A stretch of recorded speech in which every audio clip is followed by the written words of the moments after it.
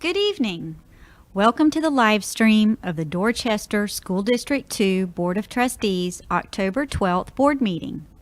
These meetings are held on the second and fourth Monday of each month and always provide useful information regarding the operation of our district and schools.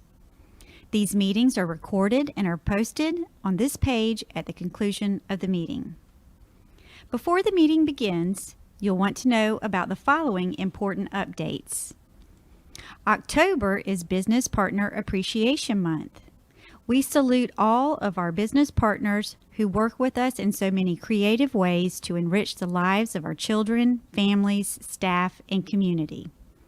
Our business partners volunteer their time, donate, sponsor special programs, and provide educational opportunities in our district. If you would like to join our team of business partners, please reach out to your school. If you would like to become a district sponsor, please call the Public Information Office at 843-695-5336. Be on the lookout for our proud business partner of Dorchester School District 2 window decals in the community.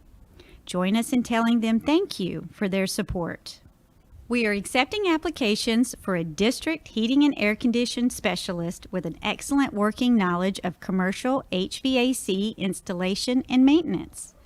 Learn more about the qualifications and submit applications online at applitrack.com/Dorchester/online-app. Select Maintenance Classified job number 667 under Vacancies. Apply today or share this information with your friends and family. As we transition to full-time face-to-face instruction as quickly as is safe for students and staff, the decision has been made to include 3rd through 5th grade students with the 4K through 2nd grades in the half-day, everyday schedule under the hybrid model beginning on October 19th. In this plan, all elementary students, 4K through 5th, will attend the morning or afternoon session, 5 days a week. Visit dd2.org/back-to-school to learn more.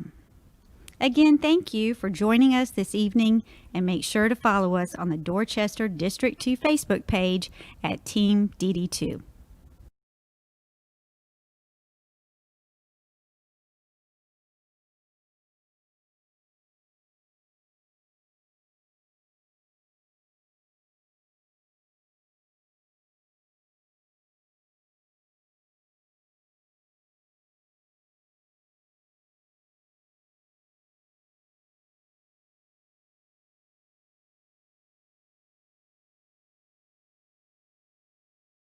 Good evening.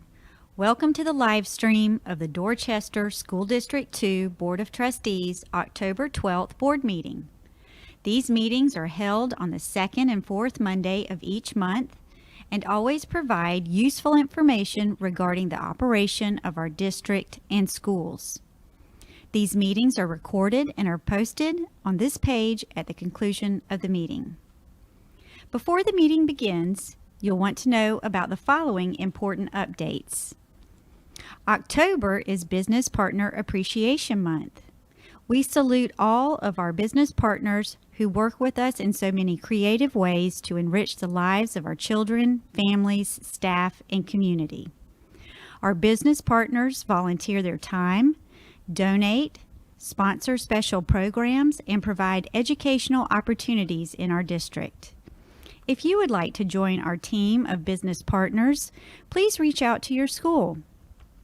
If you would like to become a district sponsor, please call the Public Information Office at 843-695-5336.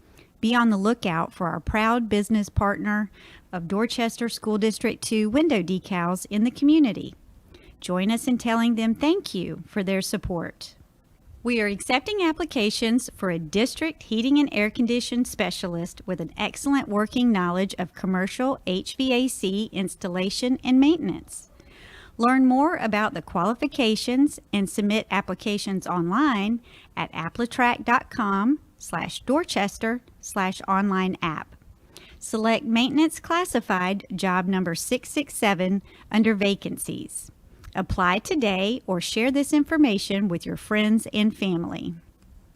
As we transition to full-time face-to-face instruction as quickly as is safe for students and staff, the decision has been made to include 3rd through 5th grade students with the 4K through 2nd grades in the half-day, everyday schedule under the hybrid model beginning on October 19th. In this plan, all elementary students, 4K through 5th, will attend the morning or afternoon session 5 days a week. Visit dd2.org/backtoschool to learn more.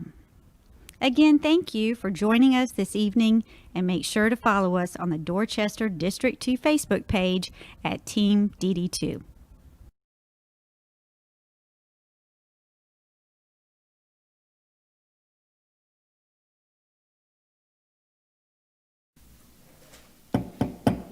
Good evening. I'd like to call this meeting tonight to order. Before we have our approval of agenda, I just wanted to speak about something. I would like to follow up on the call board meeting that was scheduled for October 5th, 2020. After meeting with Mr. Pye and talking to board, we decided by consensus that there was no new information that was to be had. There was nothing new, and therefore there was no agenda. So that is why tonight at the regularly scheduled board meeting for continued data collection during our hybrid phase, and for the record, I need a motion to postpone the October 5th, 2020 call board meeting until this evening, October 12th, 2020. I will need a motion for that. So moved. Thank you, Evan. Is there a second? Thank you, Ms. Tupper. Lisa, any discussion? All those in favor, raise your hand. Thank you. It's unanimous. And before we move on to, we need an approval of the agenda. So I need a motion for that. I'll make that motion. Thank you, Ms. Hughes, and Ms. Crosby second. Any discussion? All those in favor, raise your hand. Thank you. Before I turn the time over to Mr. Mitchum, we do have something Mr. Pye would like to share with us. Okay. Yes, it is with deep sadness that we inform you about the passing of two of our longtime educators in our district, Andrea Freeman and Meredith Freeman, along with Chad Freeman, Andrea's husband and Meredith's son. Andrea has been a beloved occupational therapist in our district since August 2003. Her mother-in-law, Meredith, known as Mary Freeman, taught in the district for 32 years at Flowertown, Newington, and Knightsville, and she retired in 2006, and I had the personal pleasure of working with her. I had the finest teachers on earth. I mean, literally, I had some faculty, and she was at the top. So what a wonderful lady she was, and what she did for children, but she impacted to her children and their spouses, and you see what we got here. It just runs in the family. Both Andrea and Meredith created positivity within the workplace, within all the students and colleagues who were blessed to work with them.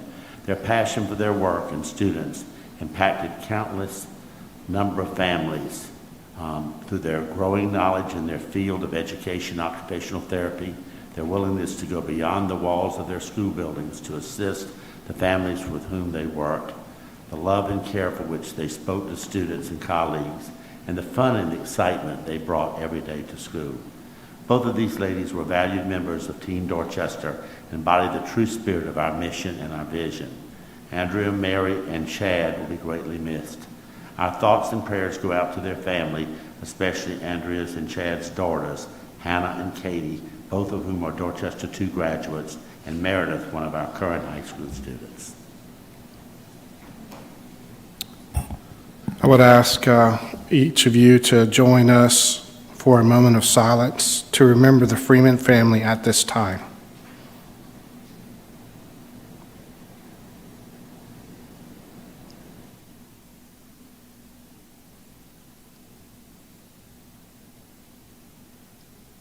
Thank you. Let us pray. Loving and gracious God, thank you for allowing us to use the time this evening to discuss the business of this wonderful school district community. Please continue to bestow your blessings on Team Dorchester during these unprecedented times. Tonight, we ask everyone in our district family for prayers as we continue to discuss the plans for this school year. We ask for your wisdom, guidance, courage, and strength through these especially trying times. Thank you for our students, parents, teachers, staff members, and district leadership who have gone above and beyond to make Dorchester District 2 such a special place to raise and educate our children. Be with us tonight as we make decisions for the good of all those who have placed their trust and confidence in our leadership. We also ask for your prayers for the 9 folks that are running for the vacant seats on Dorchester District 2 board. Give them the strength, courage to continue their endeavors. In your name we pray, amen. Amen. I pledge allegiance to the flag of the United States of America and to the republic for which it stands, one nation, under God, indivisible, with liberty and justice for all.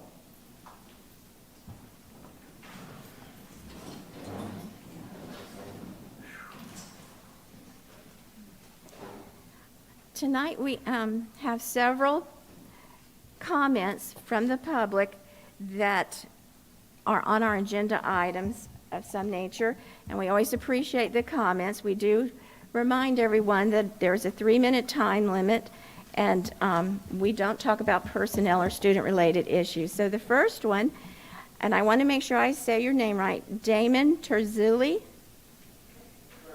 Thank you.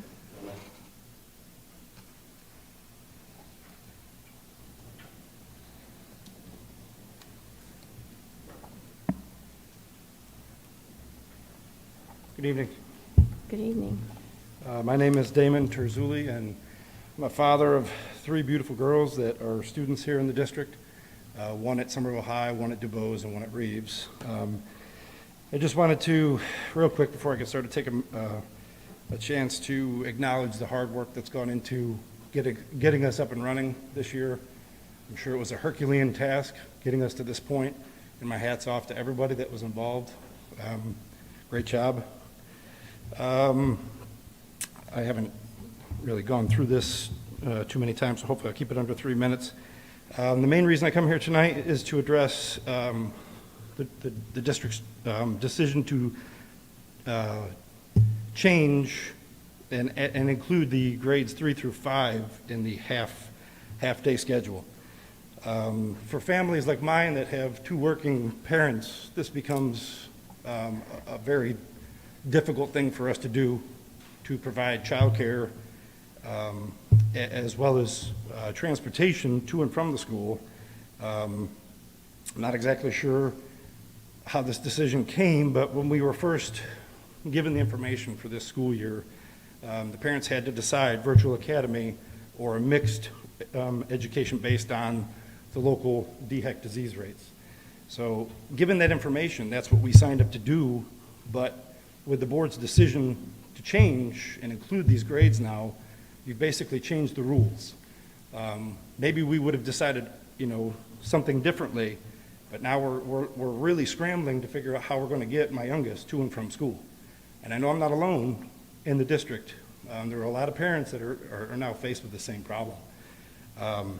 Let alone the poor teachers that have put together some fantastic lesson plans. They're now scrambling, figuring out how are they going to accommodate this most recent change. Maybe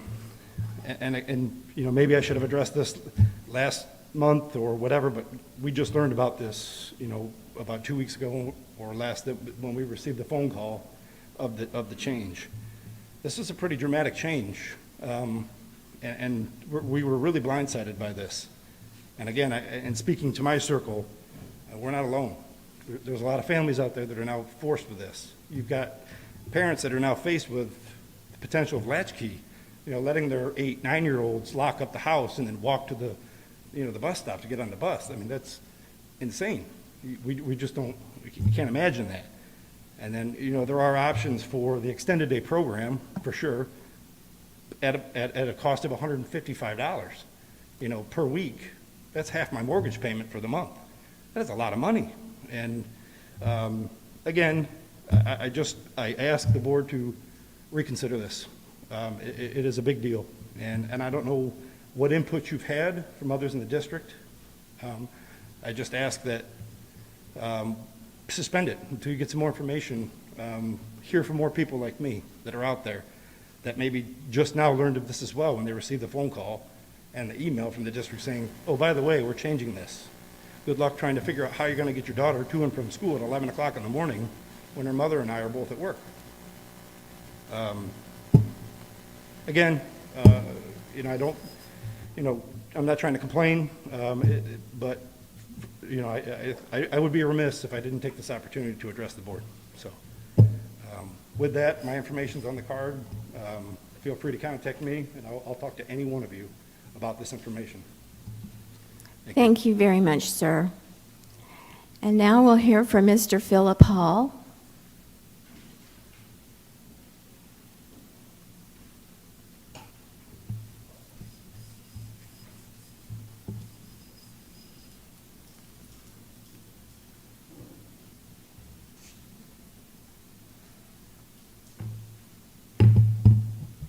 Thank you all for listening to me. This is the third time I've spoken at this meeting, and I'm going to do my best to keep my composure, but I can't promise anything. CDC recently updated infection rates. 0 to 19 years old, 99.9% chance of survival rate. 20 to 49 years old, 99.98. 50 to 69, 99.95. 70-plus-year-old, 94.6 survival rate. Why the hell aren't our kids back in school tomorrow? Why do we have to wait 2 weeks or 3 weeks? What's the reason? Y'all can't give me one. There's not a satisfactory reason. We have heard you, Dr. Pai, several times talk about how bad you want our children in person, 5-day face-to-face. But there's always a but after it. We're over the buts. And as the recent parent that just spoke up here, there are a lot of us, and we are growing. And we are growing in huge numbers. There's a current petition going around. I know at least 1,500 people that have already signed it, the last number that I saw before we came to the meeting, of having our children back in person 5 days a week. In person, full-time, doing their jobs. We're over the excuses. Many other people have or are returning to work as normal. You all tell us you want us back in school 5 days a week. But then you go behind the back and you go behind our backs and you give us this half-day schedule, which even hurts more parents. There's one person on this board, Ms. Crosby, who stands by her word. In my opinion, she's a wolf among sheep. We've known what this year's been about. It's about 1 day. Everybody knows what it is. And you all bought into it, and our children have suffered because of it. It's long enough. Our children and our parents and our families have suffered long enough. I know a teacher that lives just 2 doors down from us that is going to school. She has an underlying condition, but she knows it's the right thing to do. My barber's wife is 60 years old. She's going to school. She knows it's the right thing to do for the kids. The right thing to do is go to school 5 days a week in person. If the teachers don't want to go, that are 20, 30 years old, majority of our teachers are doing the right thing and want to do the right thing, but the teachers that are 20 and 30 years old that don't want to go, then they don't need to be teachers. That's the bottom line. All options are on the table. I've contacted Jay Sekulow with ACLJ. My name is Philip Hall. This is being live streamed. You need to contact me because we need to protest. We need to go to your homes, your offices, and we need to make you as uncomfortable as you made the parents in this district and our children. Our children are braver than you all being right now. Do the right thing and send our kids back to school full time.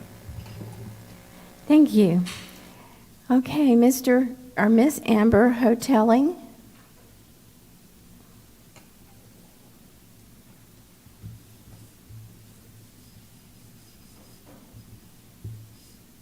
Is she here? I don't see her. Okay, then we'll move on. Jordan Hall, are you here?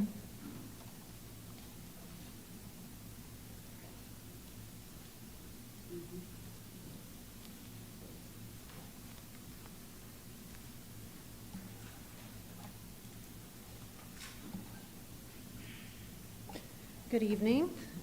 Thank you for giving me a chance to speak to you all tonight, those in-house and those also live streaming. I'm Jordan Hall, my husband, Philip Hall. We have been here twice before. We've spoken to y'all. You can understand that we are at that point. We have 3 children. All 3 go to separate schools here in DD2. We actually moved here because of the school system here. Our oldest, Haley, is 14 at Fort Dorchester High, our son, AJ, at Oak Brook Middle, and our youngest at Joseph High. My husband and I have been able to attend, again, these 2 past ones. We have listened, we have spoken, and we have reached out to you for extra clarification. We have reached out to get more education on these subjects because we don't know everything. We walked away from these with strong confidence that our comments, as well as others, were shared in the confidence that big changes were on the way. Little did we know that it seems that there's a hidden agenda, and it was present. As we moved from 5 days e-learning to 2 days in school, for 2 days full online and 1 day half day, we quickly saw the mess. Our son is now on his 3rd laptop, almost his 4th due to broken and lemon-like laptops. His mic doesn't work half the time, and communications with teachers is an absolute hit or miss. Emails are now going unanswered. Our youngest daughter has attended daycare this past summer, Monday through Friday, every week. She has also attended extended day after school for half of the month and half of the month on another daycare, with teachers helping her with schoolwork when the laptop is working, and we finish up at home. Over 1,000 hours, over 6 months. Hundreds of students, hundreds of teachers. We have been out in public. Nobody has been sick. COVID is very real, but not at this age group. And our oldest, she just attended her first Dorchester High School football game. Go Patriots. So it's safe for there to go out and do tackling sports and be face-to-face, but not enough for our kids to go back to school. 5 days face-to-face, that doesn't make any sense. Now it has been planned for 3rd through 5th to start back 5 days for the whopping 3 hours. So the parents who have been unemployed or have been dropped to 1 income are now having to decline their position at the logistics of dropping off and picking up their children. And was this the loophole idea to get parents to shut their mouths? Because it's not going to work. I remember at the beginning of these meetings, the words flexible and options were used very commonly, and the parents and children have been flexible. Some parents have the option of fully homeschooling their children, some for virtual academy. However, where's the option for the children that want to go to school? All 3 of ours do. That's without our influence. While reading through DD2 School Board Manual, I read that within the school board, they shall act as a truly representative body for citizens of the district in matters involving public education. The word truly stuck out to me. You were each voted in based on your own convictions. In this case, some wanted the 5-day face-to-face sooner than others. However, it seems when voting is pushed in, some of you are changing your direction.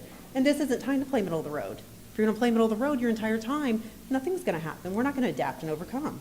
And that will make us a stronger district over time. That hidden agenda once again stands out to me. Why are Berkeley and Charleston going back 5 days? Why is PPE and plexiglass just now being ordered en masse? Ma'am, your time's up. Thank you so much. Thank you all. Appreciate it. Okay. At this time, we need a motion to approve the minutes from the September 28th regular meeting, 2020. Ms. Crosby made the motion. Do I have a second? Mr. Mitchum, any discussion? All those in favor, raise your hand. Thank you. It is unanimous. And I'd like to turn the time over now to Mr. Pye. All right. First of all, to remind people, we can't address any comments made, so we're not sitting here like we didn't hear it. We hear it, and we'll work with it afterwards with the individuals if you're not already done so. But I just wanted to let you know that any parent that has a concern about anything we're doing with hybrid or any piece are asked to notify your school. Your school has a lot of options within a limited parent option that they might can work with you on as far as childcare, changing your child's schedule. There's some things that could be done, virtual academy, any of those kinds of things that could happen to alleviate some of the outer concerns. There's no way all concerns can be met, no matter what model we have. It's just what it is. It's an awful time. Everyone's affected. There's no right answer. And as simple as this, before we give our presentation, the reason we've chosen this course is a 150-member task force. This is what they came up with. We have been the board has voted on it 3 times. They didn't need to vote on it all, but they did 3 times to support staying the course based on the health conditions that we're given on a weekly basis, and all the sub things that people have brought up, we get those too. We're also in contact with all the school districts in South Carolina, the State Department of Education. I was on the phone with them this morning. The districts like us are the majority in South Carolina are doing what we're doing. They're like 5 true face-to-face districts in the district, maybe 11, I think it's 11. And there are 5 so-so ones, and we're on that fringe with some of the things that we're doing. Why are we doing anything trying to get children every day? We had dozens of parents who say our children need to be in school every day. Yes, every day, all day. So that model was looked at. When we did it for K through 2, we received very few, if any, negative comments. We received a lot of information. This is helping my child's learning a lot better. Teachers began to call us, principals. What about 3 through 5? We said in this meeting numerous times it could not be done. And we tried. This is not a new subject that snuck up on anybody. It was a very open subject. It's not a new model. It's still hybrid. It stays within it. The board does not make that decision. They allow us to make the decision. There was no vote on it. It's just a variation of it.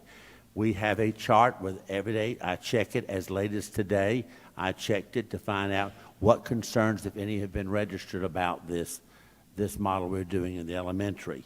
And we have, as of this moment, 12 unsettled folks who have called into the school. 12, y'all. That's 15 schools. That's thousands of children, over 3,000 kids. So either they're not upset or either they're not calling the school. Writing the school board, this is not their decision.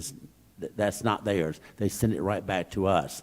We send it to the school because the school has the power to see if they can do everything they can to work within the framework of what we've set forth. For everybody that wants it this way, there's 2 others who want it another way. We actually thought about, should we drop it? Hundreds of people would then be coming here saying, we can't believe you decided to do something that we think is wonderful. You get a couple of complaints and you throw it to the wind. One thing, either we're consistently right or we're consistently wrong, but we will be consistent. That's fair. Why did we announce it 2 weeks before? Because people have to make plans. You don't surprise people. And this had nothing to do with anybody. Nobody's planning anything. I don't have a dog in the fight. I'm not in the classrooms. I'm over that 70 age group. I'm in that at-risk group, but I'm not really at risk because I wear a mask and I am not in the schools mingling with the folks at that level. You see us distance in here. But my teachers and staff members are. And it's real. People are dying left and right. There's situations. And I don't want to take that 1% of the 99, and something happens to that person. That's a terrible feeling to choose between. How do you choose between educating a child and keeping a child safe? That's really an unfair situation. But if you have to choose, as any parent should always choose, the safety of your child is number 1. You can't take a chance of something happening to your child. We can't live in a bubble and protect people all the time. We will go face to face as soon as the numbers are down, or as soon as we feel we have consensus from folks that they're willing to go back face to face with 30 in a room with no social distancing. They understand that from day one. That's not important to me or my family. Then we will look at it. But remember, we have to have all children. We can't mix the classes. Our teachers, we have large classes. All of our classes, some are in the 30s at the Somerville High School, 30s. You can't do social distancing. There's no place to move them. And so it's what it is. And then when they change classes in those long, narrow halls, there are hundreds and hundreds, shoulder to shoulder. There is no social distancing. That's what we're trying to guard against. Is it foolish? It might be. This is a deadly virus. deadly to somebody, somewhere, sometime, not to all. And I'm glad for those of us who have kept away from it. And I like to think that my prayers will be answered, that no one in our community will be affected with this, not terminally anyway. But that's all I can ask. I can't guide it. I am a person of faith. If I get the voice of God telling me to do this, I will do it in a minute. I'm not getting that. So I have a real question about what emotional side as an administrator I should take. I don't have one. The minute I'm saying stay the course based on what we decided, I have nothing that changes my mind, and I'm proud to say I'm consistent and I'm going to do it. I may be a fool and consistent at the end, but I did it for the right reason. I have no agenda. I have nothing. I'm not running for office. My career is basically over with. I'm on my time, and I'm going to do what I can to keep the people in my care as safe as I know how to do it. So that I'm not apologizing to anyone for. That's just my mission. In the meantime, I'm a die in the heart, die in the will, whatever you want to call it, educator. I want all children to learn. I think all children should be successful at learning. They can't learn if they're not in the classroom. So it really is a hard pill for an educator who really cares deeply or compassionate to be able to handle that. And I know parents, you're faced with the same problem, your job, your livelihood, keeping your children safe and making sure your child has an education to prepare them for a brutal future, I'm afraid, that's lying ahead for many of us. And so we've got all those things facing us. We're in this together, and we're pointing fingers. We're pushing people about, doing whatever, listening to the ads on TV. It's just awful. It's just absolutely awful. Whether you support a president or you don't support a president, I find it interesting that he started the virus, he's pushed the virus, he caused the virus. Whether I support him or not, I just find that interesting how we have proof that one person's responsible for COVID in the United States of America and the world, that one person alone. Can they impact it and make it better? I bet you they can. So I agree with that. But to go as far to say they did it, and the same thing with us in education, we're not choosing to be indifferent. We're not choosing to cause a stir with anyone. We're trying to be fair. My staff will tell you I'm the hardest employee to deal with in this district because I want to please everybody. And I talked to you at 9, and you convinced me we got to do something. I'm calling together my team. Let's talk about this new angle that's brought to me, this new idea. And by the way, the 3 to 5 came from teachers and parents. It didn't come from anybody on my staff. It started with them. But the school board has been very good at listening to that, trusting us. But if we go to face with what I'm hearing like now, that is the school board's final decision. I will say the district, my staff of 62 administrators do not feel that's in the best interest of anyone at this time. That's 62 to 0. I have to represent that, no matter what my personal feelings might be. Now, it's up to the board to decide that, or in their wisdom, what they're feeling and experiencing in their own lives, then go for it. That is what you're here for, and I will back it up, and my staff will keep their mouth closed, and we will do it to the best of our ability as if it were our personal idea. That's a guarantee. We don't hide from anything. We take it as a challenge, and I'll work on it. It's just if you ask my opinion, and in this case, I feel it's being challenged, I'm going to give you my opinion because I have nothing to hide. My opinion is I'm doing what I think is right for children. If I'm wrong, I'm wrong.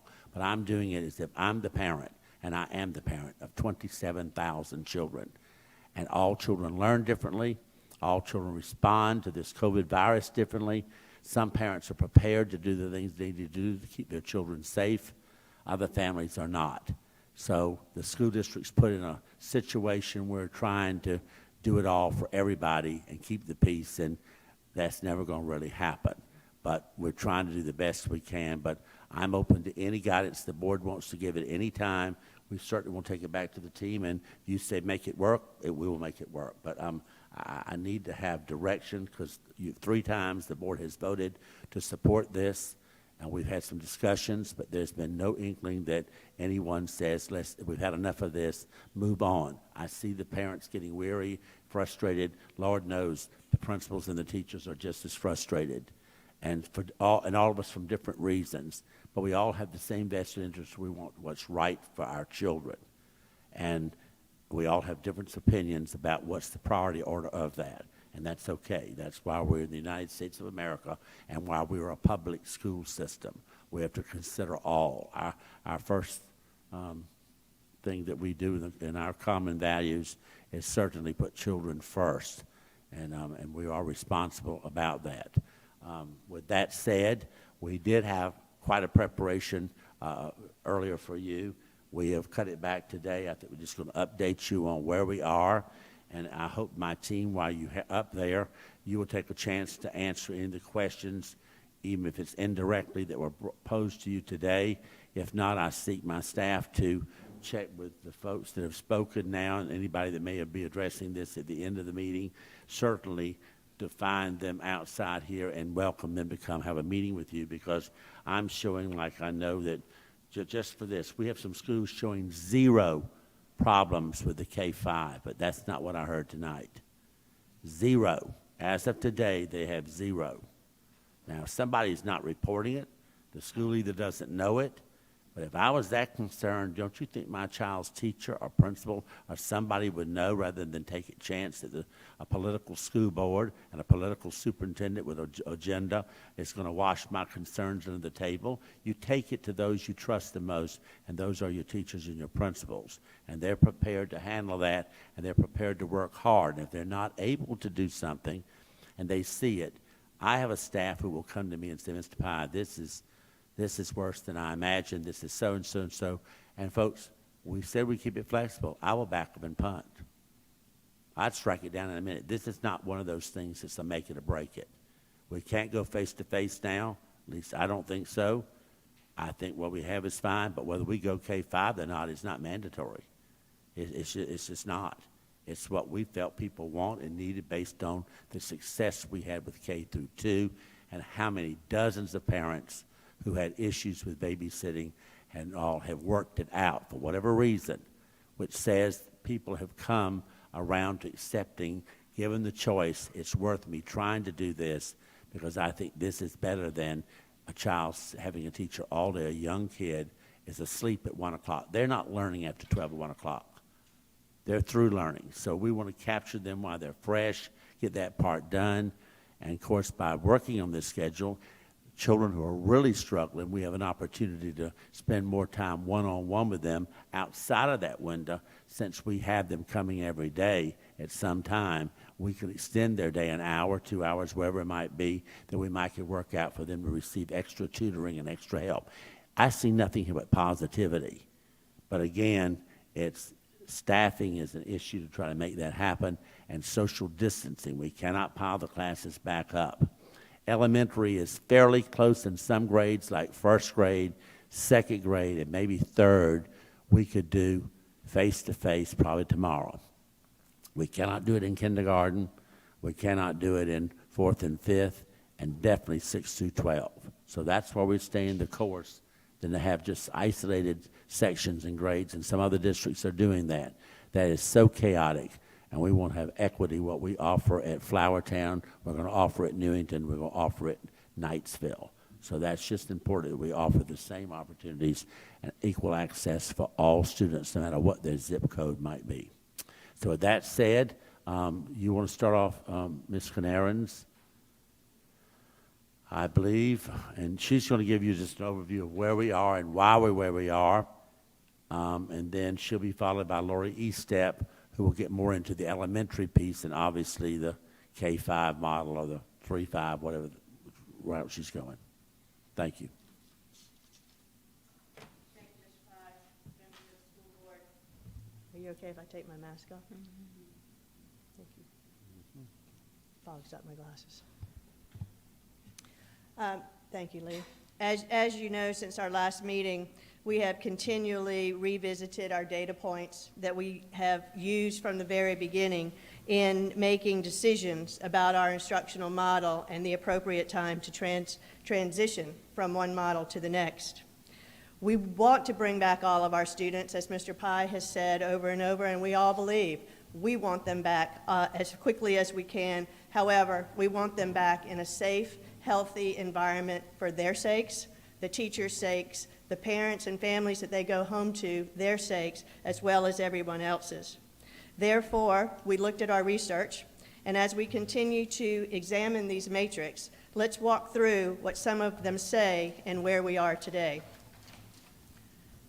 DHEC now releases our 2-week activity level on Thursdays. They did this, according to them, in an effort to be able to help school districts who are utilizing this data have it so that they can plan over the weekend and hopefully to get folks back in a little more timely manner. So every Thursday, we pull the DHEC data, which shows, as I said, the data for the past 2 weeks. So the data that you see on the screen today that says as of October the 8th is actually the data that was reported from September the 24th to October the 7th. So that's the 2-week period that it encompasses. As you see on the map to the left of this screen, there are 2 counties in South Carolina that have a low incident spread rate. They are Berkeley and Williamsburg County. There are 21 counties, shaded in gray, who are currently at medium spread risk, where Dorchester District 2, as you see, is one of those counties. And there are 23 counties in South Carolina who are still considered to have high spread risk. They are shaded in the darker blue. As I said, our county remains at medium risk. In order for us to be able to track this data more closely and in a 2-week period of time, we track it also on a chart so that we can see how close we are. Are we going up, or are we going down, or are we staying the same? I'd like you to take note that at the beginning, we were high, and then we went to medium in our incidence rate, dropping almost every week or every 2 weeks. However, when you get to about September 21st through the present, we've seen a relatively steady increase in those numbers. For example, from last week's report, October the 1st, we were showing a spread of 109.9. And this past week, we had an incidence rate of 122.2. It's not the direction that we want it to go. However, it does keep us in the medium spread risk. In the trend in incidence, last week we were at a high. We had spiked to over the 10% mark. This week, we've gone back down to a medium. In the percent positive category, last week we were at a medium at 6.10%. This past reporting period, we went up in that category as well to a 7.7, which gives us an overall rating of medium. So using these metrics, we feel, this is just one of our data points, but using these metrics and keeping us in the medium spread category, it made sense for us to continue with a hybrid or a modified hybrid for at least an additional week to 2 weeks. Well, we did, as Mr. Pye said, contact Dr. David Mathis at the State Department of Education, as well as Ryan Brown, Molly Spearman's chief operating officer, who help districts and help in the communication of the districts. We verified these numbers with them as of today so that we could know where are we in reference to the other districts, because we do hear, well, other districts can do it, why can't we? And so if you will look at the chart, we have 16 districts that they are deeming full face-to-face based on classroom capacity. In speaking with Dr. Mathis today, we talked about full classroom capacity, and he admitted to us that there were some who have gone on record, who have said point blank to their publics, we will bring everyone back face-to-face, but we cannot maintain or guarantee social distancing. For example, we have a county near us on the 16 district list who is going full face-to-face. However, their full face-to-face means only 55% of their student body. So that is not yet full face-to-face. And so you have to be careful when you're hearing and seeing what other people are doing to make sure that we're having all of the information reported. In addition to that, and I'm going to digress for just a second because in talking about that, Mr. Pye meets via telephone every Monday morning with 8 of his colleagues from the coastal region from Beaufort all the way to Horry County, so that they, as a smaller group, can be discussing and talking about what is going on, what is working, what would you do differently if you had it to do all over again, and where are you going. Those meetings that Dr. Huggins and I are privileged to sit in with have been most informative, but it's been most encouraging because we are all on the same page. We are all talking together. And I'm telling you what, I've been in education a good long time, and I think if there's one thing about this virus and what's going on is that it has caused superintendents and assistant superintendents and other educational leaders to really step up, band together, and talk together. I don't recall, Mr. Pye, you've been in it longer than I have, but I don't ever recall hearing or seeing a 9-superintendent consortium that meets every Monday morning at 8 o'clock to talk about the states of their district and how they are dealing with this particular pandemic. Back to the chart. I digressed, sorry. Back to the chart. There are 12 districts that the State Department classify as full face-to-face for special populations only. Dorchester District 2 would be considered one of these districts in this category because we are currently bringing our 4K through 2nd grade, as well as our self-contained special education children into the classrooms half-day, 5 days a week. 4 districts are face-to-face, full day, 4 days face-to-face, elementary schools only. 42 districts are hybrid, utilizing either an AA, AABB, or an ABAB schedule. Again, in our middle and high schools, we would classify as a hybrid, as well as in the 12 district category. And believe it or not, there are still 5 districts who are currently e-learning. That is not their virtual academy. That is how we started out our first 2 weeks, where we were all e-learning, but they do now have plans to transition to their hybrid models, hopefully by the end of October or mid-November, according to our State Department updates. Another metric that we have been tracking, and thanks to the hard work of our district nurse coordinator, Ms. Santa Maria, how since October the 20th, we haven't gotten there yet, August the 20th, the first day we brought teachers back on contract, how we're doing with our cases that we have now. And currently, we have 20 cases of staff members who have tested positive, 10 cases of students who have tested positive, 17 staff members who are currently quarantined, which means they are out of the office or out of the classrooms, and we have 70 students who are currently out under quarantine because they have been deemed a close contact with someone who has tested positive, either within the school or outside of the school. These numbers change hourly. Trust me, hourly. For example, as Ms. Santa Maria was walking in today, she said, "Can I update the slide?"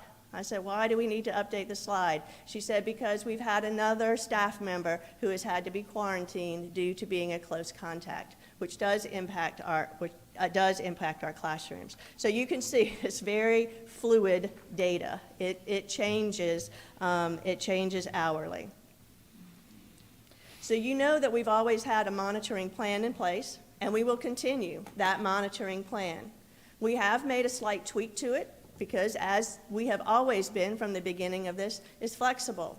And so now that we're sitting in the middle and we're at our hybrid model, we felt like perhaps we could look at if we need to make an instructional model shift, that we could do it maybe with a 1-week notice versus a 2-week notice.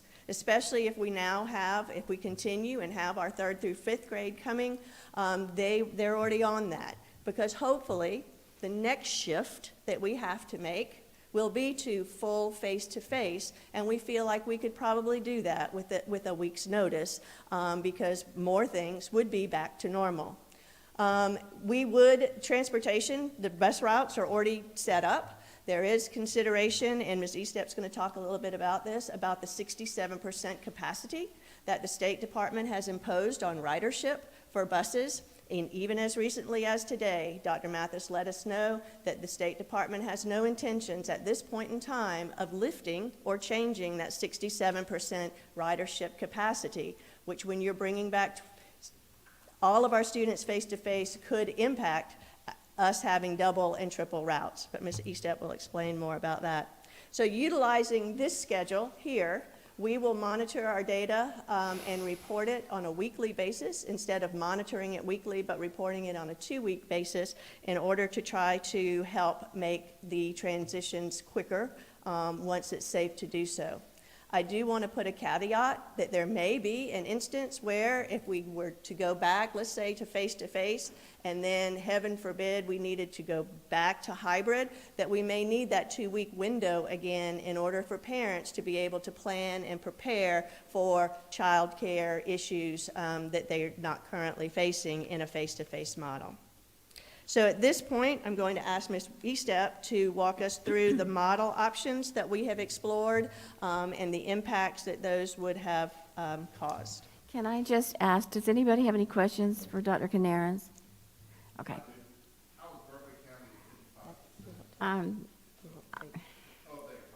You can talk to her after the meeting. Okay, Mr. Tupper, thank you. I did actually, the 55%, how, I was thinking the same thing. If you can explain that, because I wrote it down, how do you do 55%? It's based on, and I don't want to name the county because that's just not the nice thing to do. However, as it was explained to us, it is one of the 9 of our Monday calls, I will tell that much. But as it was explained to us, is based on the classroom size and how many students that they can have based on their social distancing guidelines. They started with their elementary students, like we're starting with, and they're trying to bring more of their middle and high school students back. But the superintendent did emphatically say that social distancing would be maintained and they would not go over their capacity. And while we're asking questions, if I can ask the 4-day, and then they're 4-day full-time. Some of the, yes, ma'am. But not 5-day. They use the 5th day for cleaning, deep cleaning of the school buildings. Okay. Thank you. Yes, ma'am. Okay.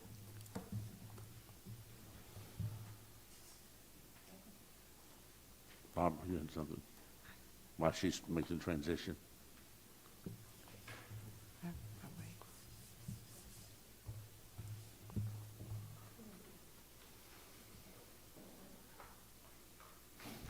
Good evening. I'm going to take the second part.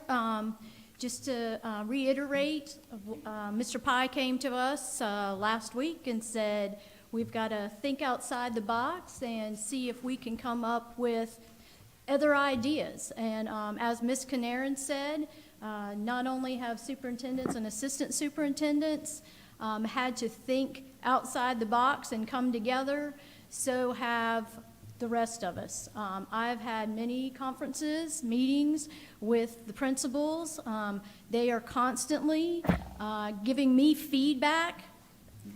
In fact, I sent something out today, and within 10 minutes, I get the feedback. So I feel like, as Mr. Pye said, if folks are talking to their principals and working with their schools, the principals are doing a good job, a very good job of giving that information to us. So again, what I'm going to go through is sort of what we've come up with and some other things that we've looked at which go along with the data that Ms. Canaris talked about. So the first one, obviously we wanted to take a look at maintaining those social distancing guidelines. And so we looked at what we're calling option A, and that was hybrid with some modifications or with some updates. So elementary schools, as you know, have been going 4K through 2nd with quite a bit of success. We've heard a lot of feedback from parents since moving to this that they are so happy that their children are back, even if it's only for a little while.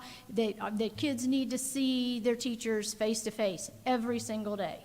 And so in this particular model, we're looking at possibly bringing back 3rd through 5th grade as well for some of those same reasons.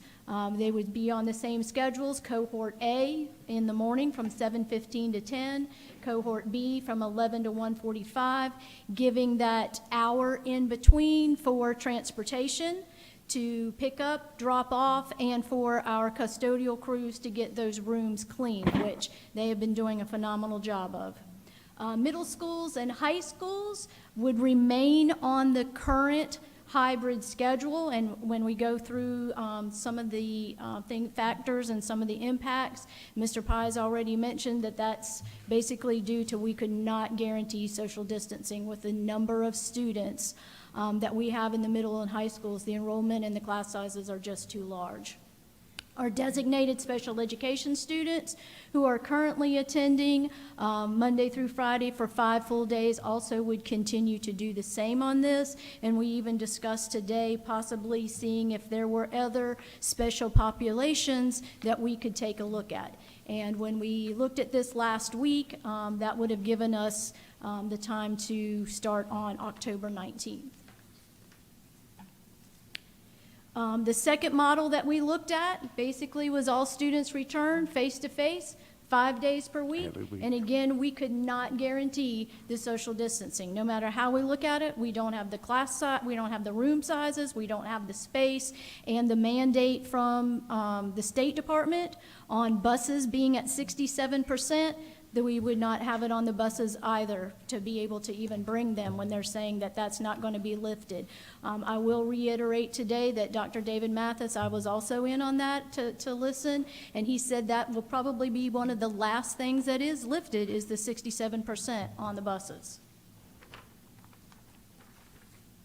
So when we take a look at, okay, let's just think, how can we bring our kids back, or what would be the factors that we would have to plan around, and what would be the impacts if we brought our students back 5 full days face-to-face? Of course, I just mentioned the 67% bus capacity with assigned seats. That's a state mandate. That has nothing to do with the district. We cannot lift that. Current bell schedules would remain the same. That bell schedule was sent and voted on at the beginning of the year, so that would be 7:15 to 1:45 for elementary, 8:30 to 3 for middle, and 9:30 to 4 for the high schools, and for Gap and for Rawlings. That would remain the same. The state Department of Education mask mandate, of course, would still be in effect for all school facilities, district offices. We did say that virtual academy students would be unable to return to school-based face-to-face, and vice versa, that school-based students would be unable to attend the virtual academy, again, because of the class capacities. We did say that, as a reminder, we would look at that mid-year, because that's going to take a lot of looking at master schedules. It could involve teacher changes. You have to have the teachers where the students are, and if there is a lot of flip-flopping going on, for those of you that have ever been involved with a master schedule or have not, you maybe have heard people talking about it. It is a nightmare to do one time, and our principals and assistant principals and leadership teams have done it many times. We're at the point now where we are looking individually at those special groups that we may be bringing in. It's a lot of work. Not saying that we couldn't do it, but it would definitely take some time. It's not something that you can turn around on a dime. The instructional time face-to-face with the teacher. That's a huge, this is something that you keep hearing, we keep hearing, teachers are begging for, is to be with their students face-to-face. We know that's the best type of instruction. That's what we all want to get to. Students first, their education, but their safety is first. And that's what we have to keep in mind. So our teachers have done a phenomenal job of learning how to do virtual teaching, whether on an e-learning day or in a virtual academy. I have been in all 15 of my elementary schools, and I am amazed at what I am seeing from these teachers and how hard they are working to get to their students, and they're communicating, and they're coming up with neat ideas. They are on blogs. They're taking PD on their own to figure this out. So it's not that they are not teaching their hearts out, but they want their kids face-to-face. I'm going to jump down to the social interaction, because that's probably the greatest concern that we're hearing from everyone, from parents, from teachers, from the students themselves, is that they miss their friends. They need that social interaction. Human beings are social. They want to be around people. And so that's one thing that, our counselors, we've put things in place to help with that social interaction, coming up with ideas that they can do virtually, but that was a planning factor that we took into place for bringing our students back face to face. Extended day services was another area that we had to look at. Currently, we have the wraparound services taking place from early in the morning until 6 o'clock at night. If we go back face to face, 5 full days, everybody back, those wraparound services, of course, would only be for after school. So in looking at those impacts, obviously, if we brought all the kids back face-to-face 5 days a week, class sizes would be larger.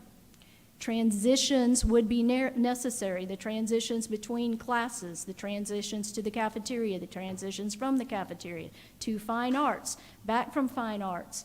So contact tracing in that scenario would not be possible.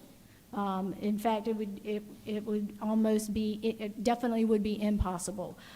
Even now, the contact tracing is difficult because just think about students getting off of a bus, going into a school, anybody that they pass, anybody that they are near, they've got to remember who they've been with. The staff and faculty members, the same way. The contact tracing is huge. And when you've got everybody in the building, again, that's almost impossible to do. So, again, these are some of the things that, in looking at our numbers and then looking at the planning factors and the impacts, we have to weigh what can we live with as the decision makers and what to do. What do we want on us?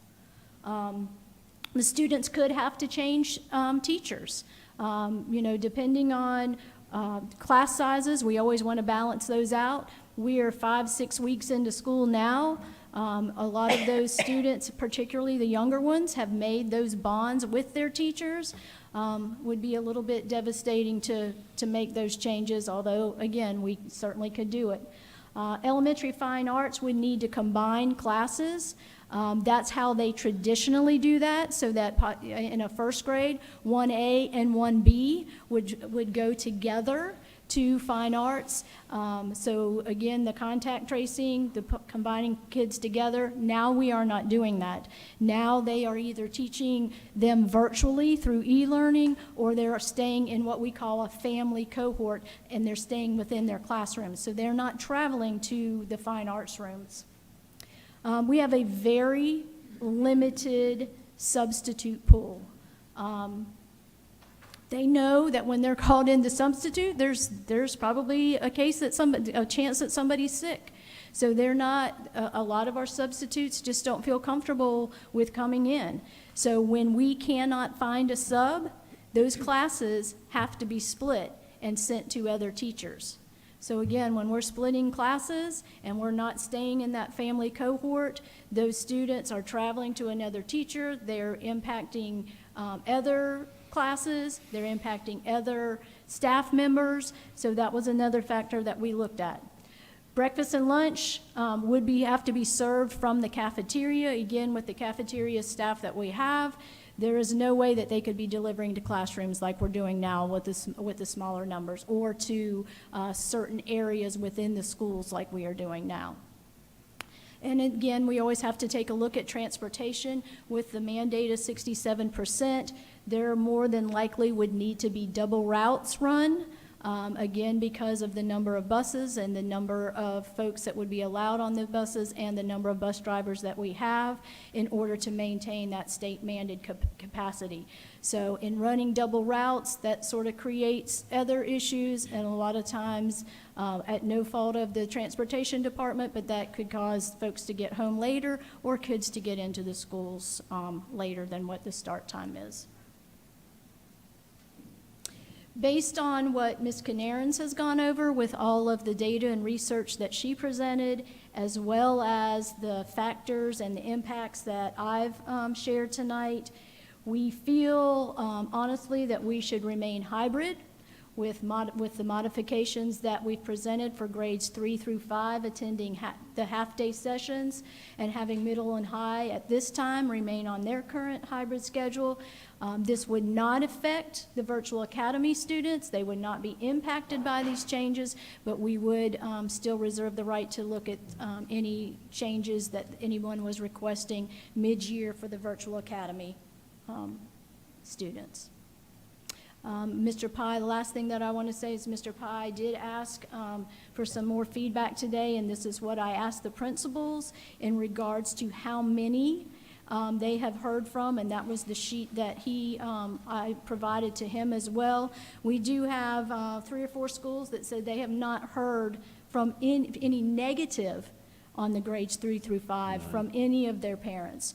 We have a few that have worked things out, possible cohort changes.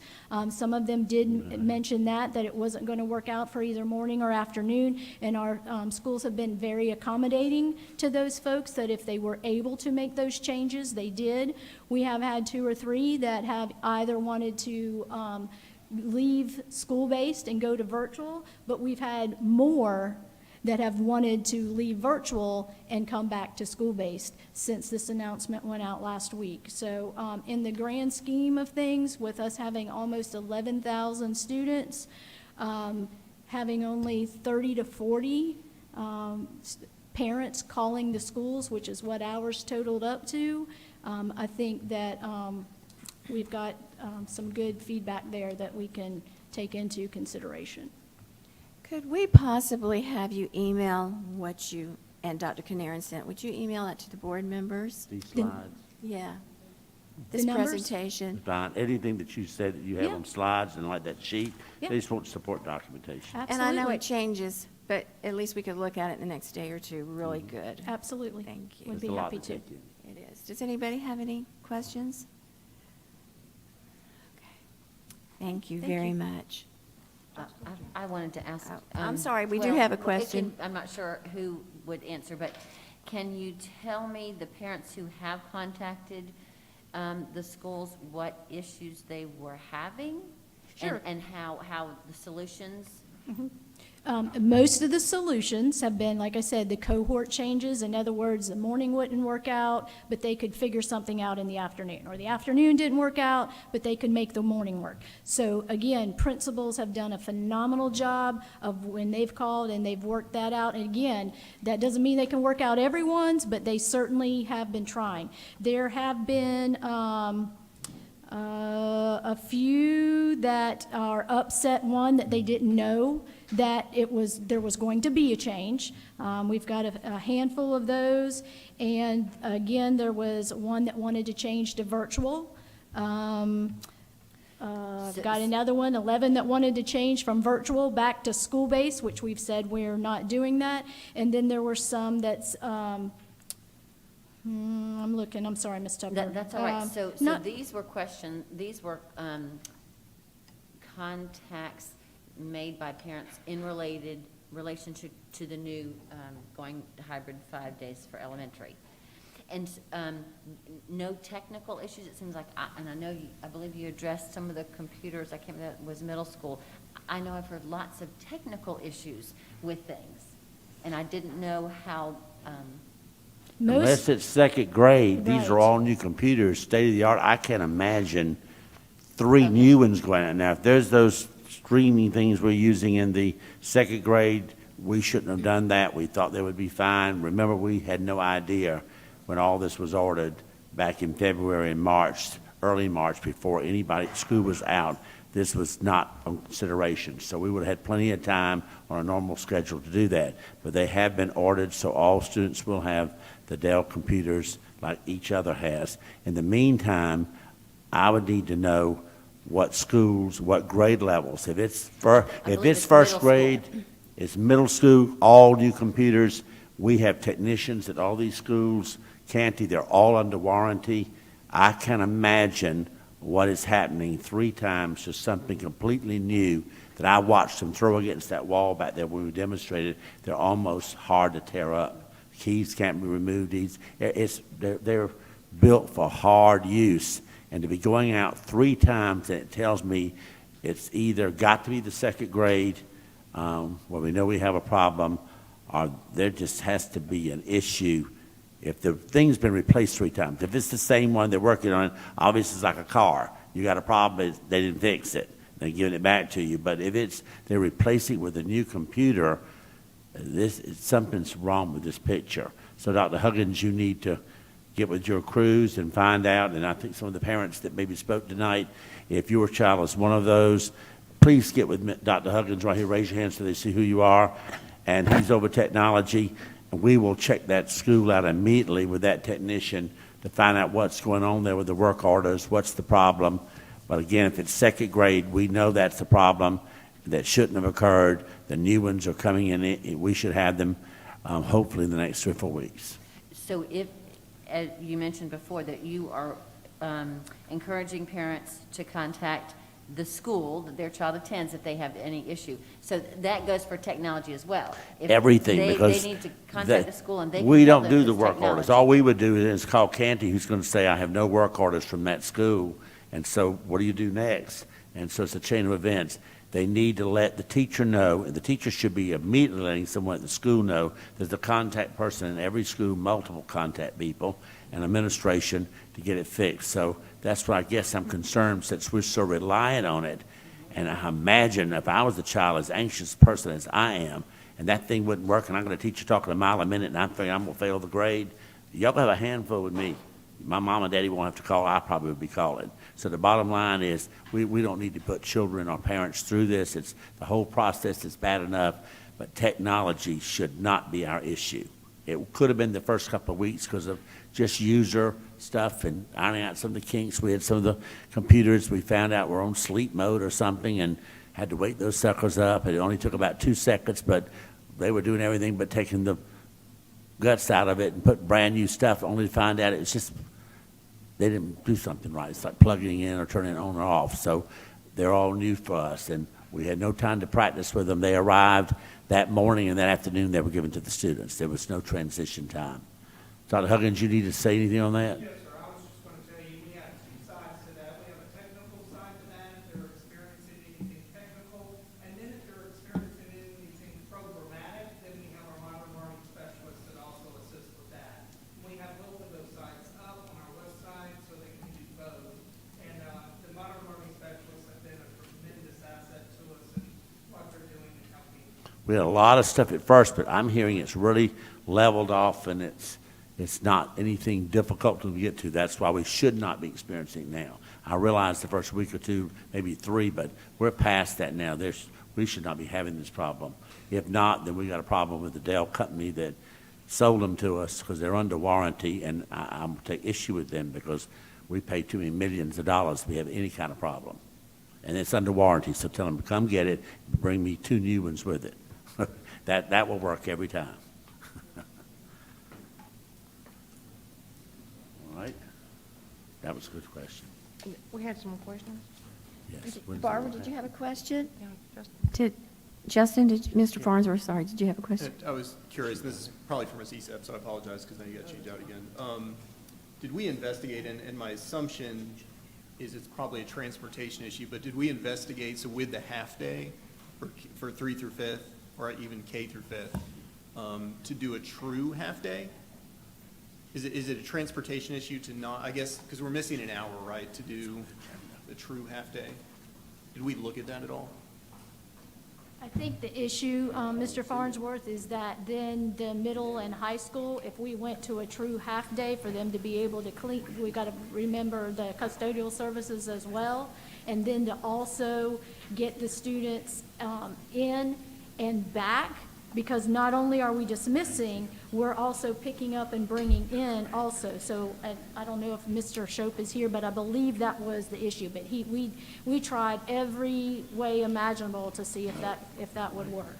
But I got it, just as he was walking. And so that's what I was saying. I think the problem is you would have high school kids getting out at 5:30 p.m. Yeah, they would not like us very much. Thank you. Good evening. Wait a minute. Oh, sorry. Sorry. I do have concerns. We have 9,000 kids on VA, right? We have 8,820. Okay. that lowers the number that would be on those buses of that 67% that they're allowed on there. So that would lower the numbers on the buses. That's correct. I have gotten, I don't know if y'all have, I have gotten quite a few emails about how it's affecting people's work, that they couldn't leave work to go take their child to school at 11, they couldn't leave work to come get their child an hour and a half, 2 hours later. That's the kind of emails that I've been getting. It's concerning their work. And they have already made so many adjustments, like some of them have had to quit their job, and some of them, I mean, it's mostly been about their work. And we know that the times are hard anyway. And a lot of jobs have been lost because of COVID, just lost, period. I have to feel for those parents. And, you know, our last meeting, all of us voiced our opinion about that we had heard the teachers and we had heard everybody, but now we had to listen to the parents. Y'all know from day one I've said that I wanted to, I know all of us want the kids to go back. There's no question about that. We all want our kids back. But from day one you've heard me say that I think we needed to put the kids back 5 days. Now, it's obvious, without a doubt, somebody's going to get COVID. There's just, I mean, with this many people, somebody's going to get it. And I certainly don't want anybody to get it. My husband's 76 years old in a nursing home, and he got it. Praise the Lord, he had a, I guess what you call a mild case or whatever, but he came through it. So anybody can get it. The statistics that were given by one of the gentlemen that were up here shows they're very, very low for elementary. Now, I understand the crowds in the middle and high school, and that's another issue I'll have to say. But I'm the one that encouraged Mr. Pye to let's start with at least go K2. And he discussed that, and he, right? That's correct. We got these back because I said you can't teach a child to read and write on a computer. Okay. Now the board did not vote. Let me get that clear. Mr. Pye, I think, kind of alluded to that. Mr. Pye and his team made the decision to go 3-5, with the 3-5, not the board. Correct? Correct, Mr. Pye? That's correct. Okay. And if the board doesn't want us to do it, we'll stop it on a dime tonight. Okay. I have no problem with that. It's not an issue that anybody's staying awake at night. We thought it was helpful since everyone wants to go face to face. This at least gives those groups of children a chance to see their teacher every day. That's better than what we have. It's not solving the problem, but it does help if that's really the issue. But then we get back then to the child care issue. If that's the greater issue, again, it's what it is. Then the other model has to look more attractive. We tried to give you a little bit of something that we could do to keep the social distancing. Outside of that, it's not going to happen. Well, like I said, with so many of our kids out on VA, and that includes elementary, how many are elementary, please? I don't have that number right offhand, but it's Roughly? It's almost 4,000. It's half of them. 4,000 of our kids, elementary 3,000 kids. something are elementary. 3,000 or 4,000 are kids, elementary kids are on hybrid. That's going to lower the numbers in the classroom. That's going to lower the numbers on the buses. And if we can go to school and see our teachers and our kids and our lunch people and our so on and so forth for 5 days, for 2.5 hours, then it would be my suggestion, Mr. Pye. And let me tell you something. I've even talked to a couple of the teachers. They are working themselves to death. They are working. There's not one teacher that's slacking, Mr. Pye, that I've talked to. No. Not one of them. And I'm sure the principals and the staff in the schools are the same way. And I support you teachers 100%. Been there, done that. I know the shoes you're walking in. But I know we've got to get our kids back in school. And if we can go with this, K-5, full day, all day, I think it would alleviate the problem for lots of parents, lots of homes, lots of stress, lots of emotions. I think it would solve a lot of issues. And like I said, I don't know the exact numbers that would be on the buses because of the 4,000 that's on hybrid, that's on VA. But that would have to reduce the numbers significantly. I'm sorry, Mr. Pye. I respect you and I respect your opinion, but I'm sorry I have to stick by that. And that's my opinion. And like I told you earlier, we're willing to do that. I want that. It'll happen, but I need you to want that and you to tell me to do it because I can't do it with full conscience. You say the numbers are low. Have you seen the numbers? I watch them every single day. Some classes could go tomorrow morning. We got some classes with 12 in them, 13, but we got classes with 27 in the same school. And it's not going to, different grades. You can't break that down small enough to make that happen. That's the issue. Elementary's closer. We need another few hundred to go out. High school and middle's way out. We've looked at that, and we could do it in some grades, but some grades we can't. And what kind of confusion would that be in a school? You've got hybrid for second grade, but you got this for third. You go back to hybrid in fourth. Then you're going to have real problems with child care and babysitting with the families who have multiple children. You have to see that all the problems are exhibited in every model, some more than the others. But when you erase this problem, you create one here for another family. That's what we're seeing. So it's just been very difficult. So it's one of those things that then you stick to what we've been doing. They don't like it, but they've obviously made it work. They're still here.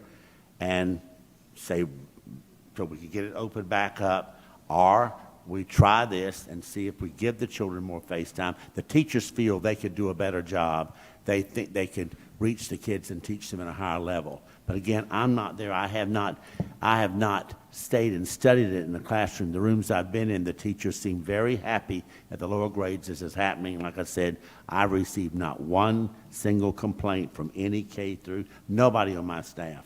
K through 2. Principals said they had limited ones at first, and they've worked through most all of those. But now that we're bringing it to this grade level, new things have surfaced. And of course, a lot of it's because families made plans, and they patched it together. The boat holes are all plugged up, and then all of a sudden now we put 3 new holes in, and they have to either take it out of this plug to fix this plug, and then they got a problem, and parents are being put in an impossible decision. We realize to make a decision. It's just a very awkward situation with no crystal ball. It just really is.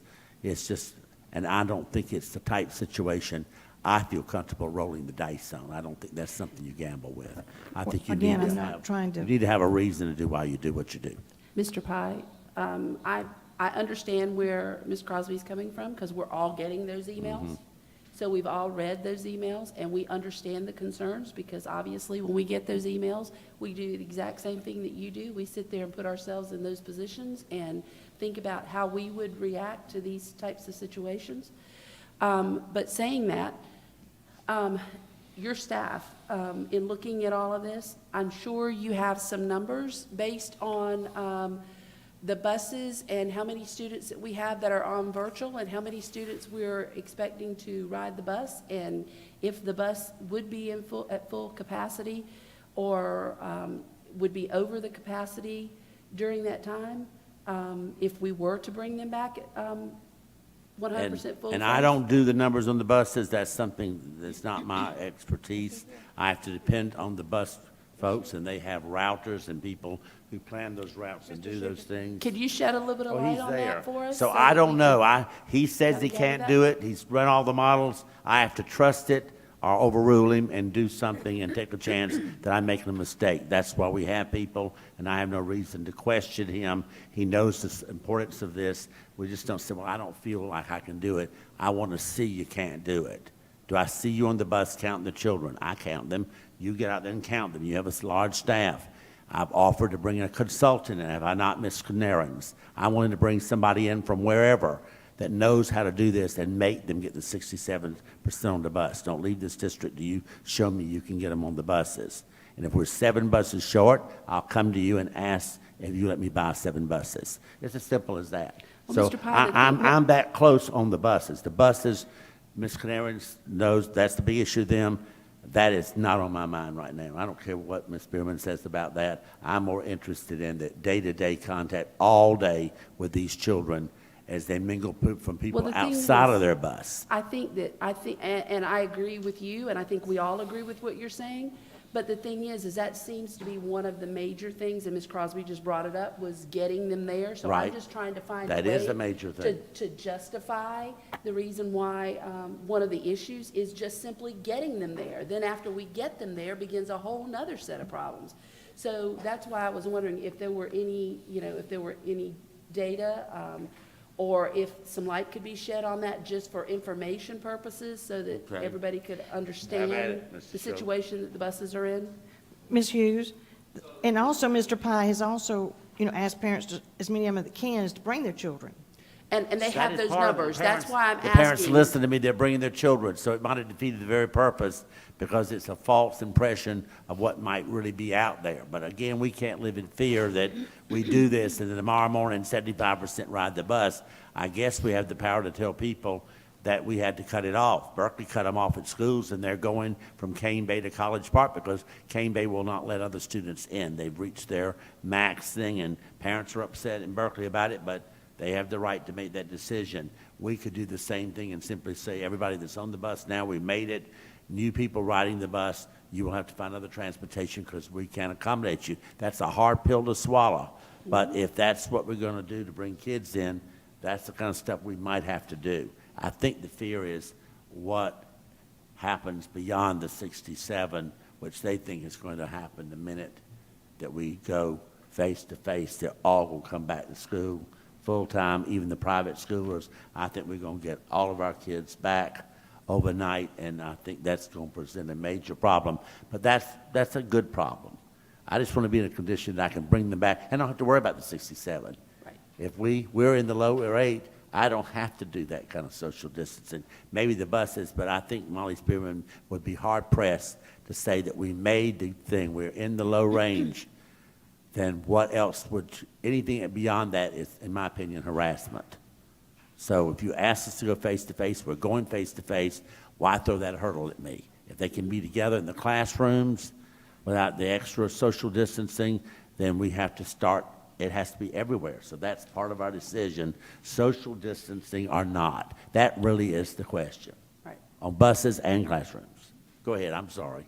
Right, so on social distancing, there never has been the argument that it would be in existence from the get-go. When we were at 50%, to get social distance on a school bus, you would have to be down to about 12 students on a bus that carries 78 normally. So it's never been, social distancing on the bus has never been an issue. That's why the masks. That's what they elected to do, and that's from the State Department of Education.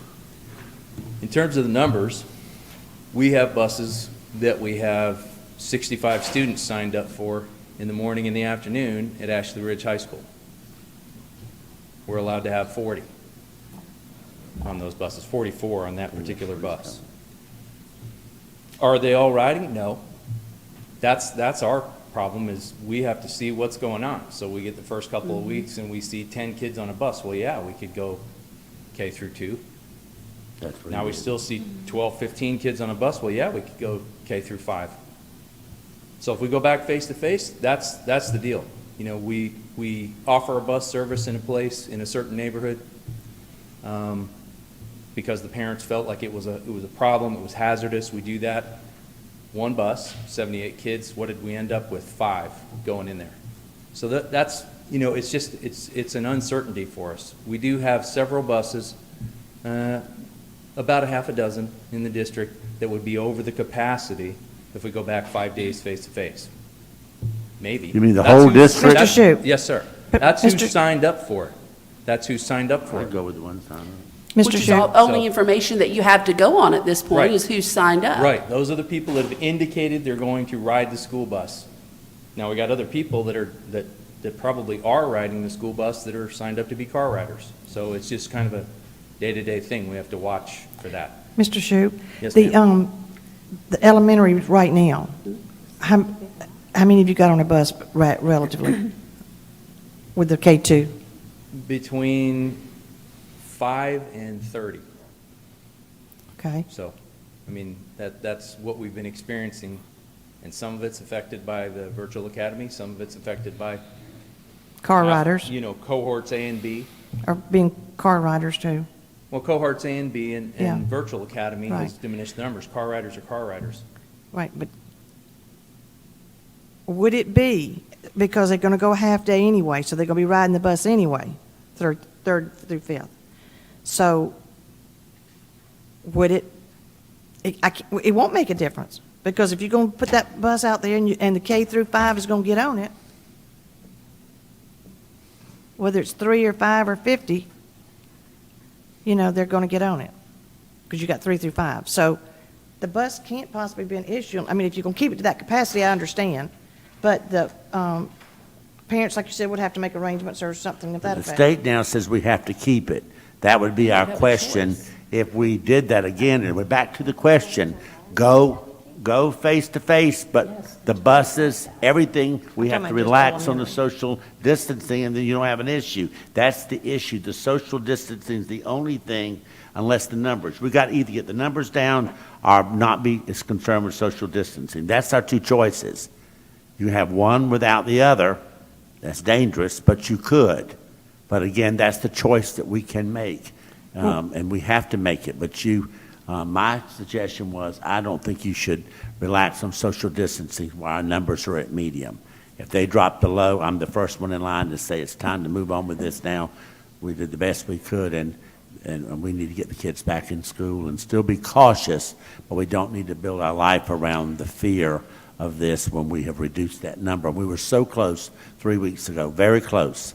And one of the districts, Berkeley, was ahead of us 3 or 4 weeks ago, and they've now moved down into the low category. So, and they're right in our region, so it's bound to happen.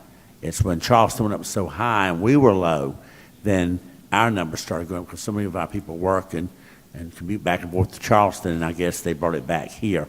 But looking at the Dorchester County numbers, it's our zip codes in Somerville and Oak Brook that are bringing it up. It's not St. George, it's not Ridgeville, it's Harleyville, it's Somerville, South Carolina, that's got the numbers up high.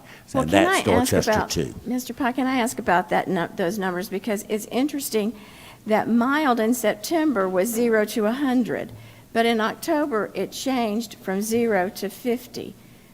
Yes. Why is that? I guess Ms. we need Santa to... Maria, would you please explain that? She's told me 10 times and I cannot dare you. So the metrics that we've been using that were displayed in the PowerPoint have been the metrics that were designed by DHEC in conjunction with the Department of Education specifically for schools to use. And if you go back to the very beginning when they were reported back in July, the first report came out, they have always used 0 to 50 for the low. It was when they were reporting separate county level data, not for schools, directly on their website, that they had a separate categorization. They had low, moderate, high, and high. And I think they realized that there was a discrepancy between those two reports because they've now changed the county level data on their website, but our report has never changed. So, but it's still legitimate. Theirs is the 0 to 50, which makes us just a few short of being low if you do it 0 to 50. So I think we're above 100 in the trend and incidence rate category, and that category has always been for schools 0 to 50 to get down to low for that one metric. Okay. I want to just ask one more question. If we do this, we have pulled teachers out to do virtual learning. How's that going to affect, just so I know how? They have to be completely reshuffled because we may not have the teachers, and that's the people who love their second grade teacher, Miss Smith. She may not be the teacher. We'll have to tell you we have to put them in Miss Brown's room. And that's why we're very concerned, because the children have already picked the virtual. We have packed the virtual academy as many as they can hold more than the other, and we have more there, numbers there. But the teacher has to leave with the children. There are no extra teachers. So the teacher has to come with the class. And they may not be the whole class. Say if there's 30 kids and 10 want to stay and 20 want to leave, well, if the teacher goes, those 10 then have to go to another teacher, maybe at another school. We've defeated what we're trying to do for parents to feel like they're still part of their school and their school community. So you see it just as tentacles to fix one problem. Now you have them on your back saying, why do we have to pay the price? Because these people didn't, we chose to do this, so leave us alone. So that's the issue too. Well, Can't win. my concern is the fact that, okay, we get them to school either by bus or by car rider or walking or whatever. We get them to school. They get in the school, and yes, we know by the data that K through 5 is very unlikely to contract the virus or get really sick on the virus. But our teachers are of very high risk, either to contract the virus or to take that virus home to a lot of teachers who have their elderly parents, their grandparents. We also have children that have their grandparents living with them. So it's not just about whether so our many kids things. are going to get the virus and whether our kids are going to have a major effect of the virus. It's who they could carry it to and who else would be affected by the virus if they did come in contact with it. Right. So I understand that the importance of needing to get them in there face-to-face, full days, to learn. I have a granddaughter who is in kindergarten, and believe me, I would love nothing better than for her to be in kindergarten every day, full days, because I don't think she's there enough time now. I mean, I wish we could extend those days some.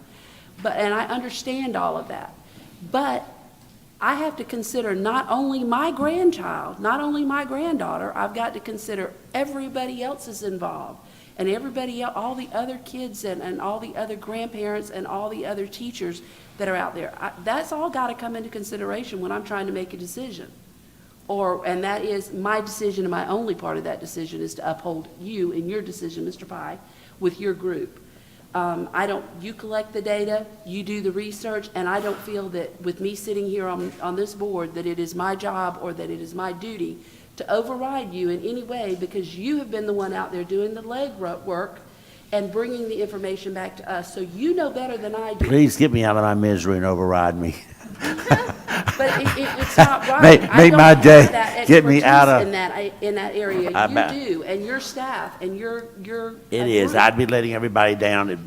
I'm making a recommendation based on everything that I live and breathe and do. There is no agenda. There is none. It's what it is. I have no vested interest. I'm not getting any money out of what model we do. I'm not getting any satisfaction. I'm not getting a raise for which model I do. I have nothing in this, and I say I'm in a bubble at the district level. I'm protected. I'm not out on the trenches like our teachers and other staff members. But I have to be aware that without them, we're not a district.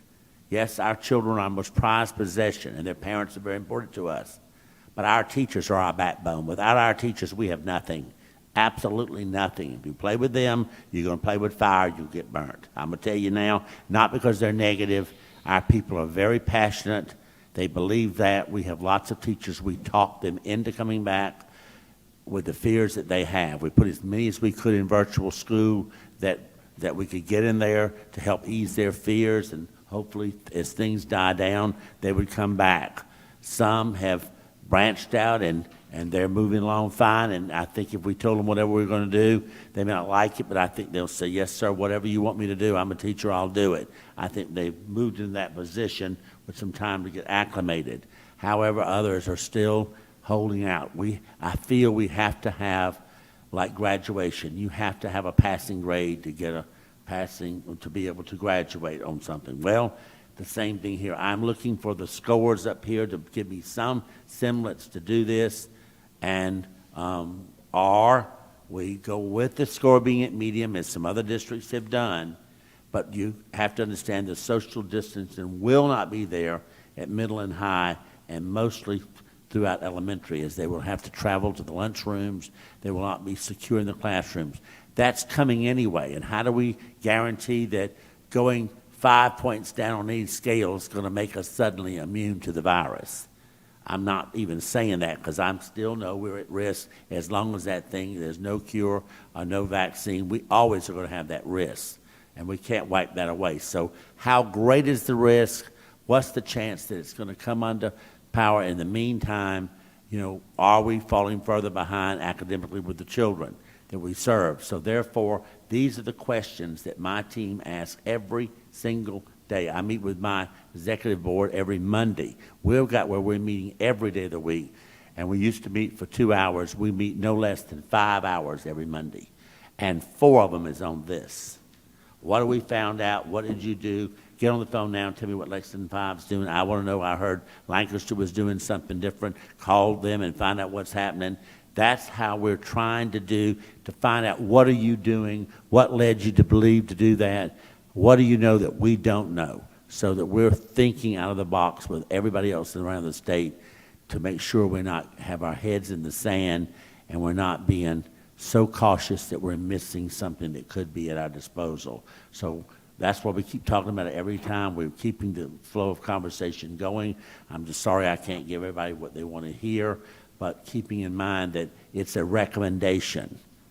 We have really decided nothing. We brought you a recommendation on what we thought was the best model that was researched thoroughly, backed unanimously by our administrators. We brought it to you. You saw the merits of it.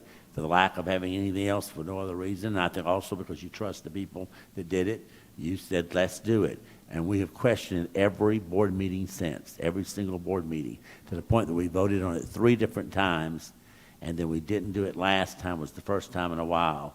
We talked greatly about it and talked about doing more research. Y'all all challenged me.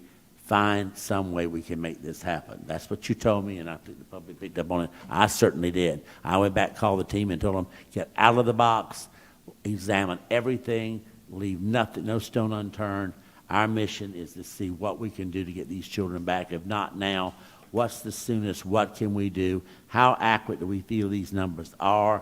And what are other districts who are not following these numbers? If they're not, what are they doing and why did they make that decision, so we can put that in the think tank and process it through. I don't know anything else to do but that. And we're going to continue doing that because we're still running the district. I think you came in the other day and saw what I was having, land agreement, conferences, legal issues, the new school. I'm into all these things the same time we're doing this. And I'm having interruptions throughout as Miss Rainer brings me whatever she's gotten from the press, and here comes one of the directors with, this is what I found, and this is what they're telling me is happening here and there, and we stop what we're doing. I call the people in, and we have that meeting. So I don't know any other way to do it. So it's just what it is, and we're looking for further direction from you. If you can come up with the answer, I've run out of answers. Ms. Crosby.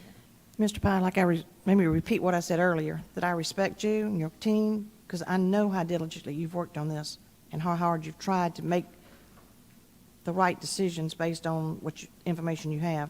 Piggybacking off what Ms. Hughes said, the teachers are at the schoolhouse from 8 to 3, whatever time their time frame is now. So they're there, whether they're around half of a group of children one time and half the other half. The teachers are going to be, teachers are there. The teachers are exposed. And you were talking about that you wanted to protect the teachers. Certainly we want to protect the teachers. But they're, whether the child is there all day or whether the child is there half day and a half day, the teachers are still exposed. So that kind of negates what you were saying as far as protecting our teachers, because they're exposed to students all day long, regardless. So, again, I just feel like that with the information that we've gotten from parents about how this is going to really put a strain on them, getting them to school at 11 o'clock, that we should just go ahead and let the elementary school, I'm not talking about middle and high school, but let the elementary schools just go K-5 and let them go back full time. Ms. Crosby, what about the students being there all day together? What about the difference? Well, what's the difference in 2 hours? You can get in 2 hours quick as you can in They're 6. separated. They're not in the classroom with each other. They're separated because that way social they can distancing. social distance. They're not able to do that when you have both of them coming at the same time, full days, which gives more exposure to more people and taking that exposure home to their families. But they're also wearing masks, and there's also lower numbers because there's 4,000 kids not there because they're doing VA. So the class sizes are not going to be that large in elementary. We're talking just elementary now. Okay, I know Mr. Mitchum has been waiting quite a while. Well, I didn't Can see we that you were let trying him- to talk. Sorry, Brian. Yeah, it's okay.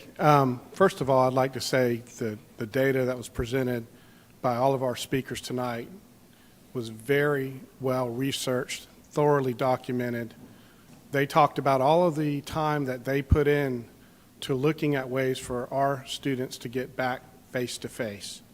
Mr. Pye looks at that information, makes the recommendations, and I, for one, support wholeheartedly Mr. Pye, the 62 folks on the cabinet, the 62-0, I don't think any of us are qualified, even if we are elected, and if we can be unelected the next time or not reelected. I don't think any of us, and I respect all of you on this board, but I don't think any of us could hold anything toward Mr. Pye and the district leadership. And if emails start coming in, so be it. We get 200 emails. How many parents are there that have email addresses in this district? 50,000? I can live with that. So I support you, Mr. Pye. I support Dr. Huggins, Ms. Kernairens, Ms. Eastep, everybody. I support the data. The data tells us that, and we can have as many buses as we need. We can buy more buses. We can get everybody to sign a document saying they're bringing their child to school.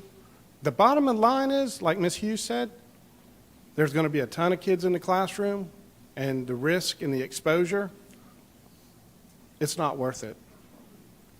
Thank you. Thank you very much. I did want to, not trying to change the subject, but going along with it, you had mentioned to me, and I don't know if the whole board, because you had just found out you ordered all kinds of those, what are those dividers? Oh, the dividers. At no cost, and you were real pleased that you were able to. Yes, and someone sent an email today, and again, we don't respond, but I might as well say why we got it. When this was first offered us through the state, to be able to do one for all the students as we're going to be doing, over 20,000 of them are being ordered at no cost to Dorchester 2, millions of dollars, at least $2 to $3 million. We didn't have the money, so why did we not already have it? We do not have the money to do it. What monies they've given us is gone to so many other things that we've had to have to make this work. We've had a lot of expenses due to the COVID virus, particularly last spring. Lots of things happened during those months, and then to get prepared to come back to school. However, the plexiglass is there. We've got all the sanitizing things. We got more stuff, the cleanser, the sanitizing stuff, than you can shake a stick at to last us 100 years. This stuff, that the ones we ordered are the best. Another reason why we're thrilled we didn't order sooner, all the districts, those around us that ordered them, they're no good, the ones that ordered. So they spent millions, and theirs has not been approved by DHEC. They can't be cleaned properly. They are not able to be disinfected, so they spread germs more than they stop them.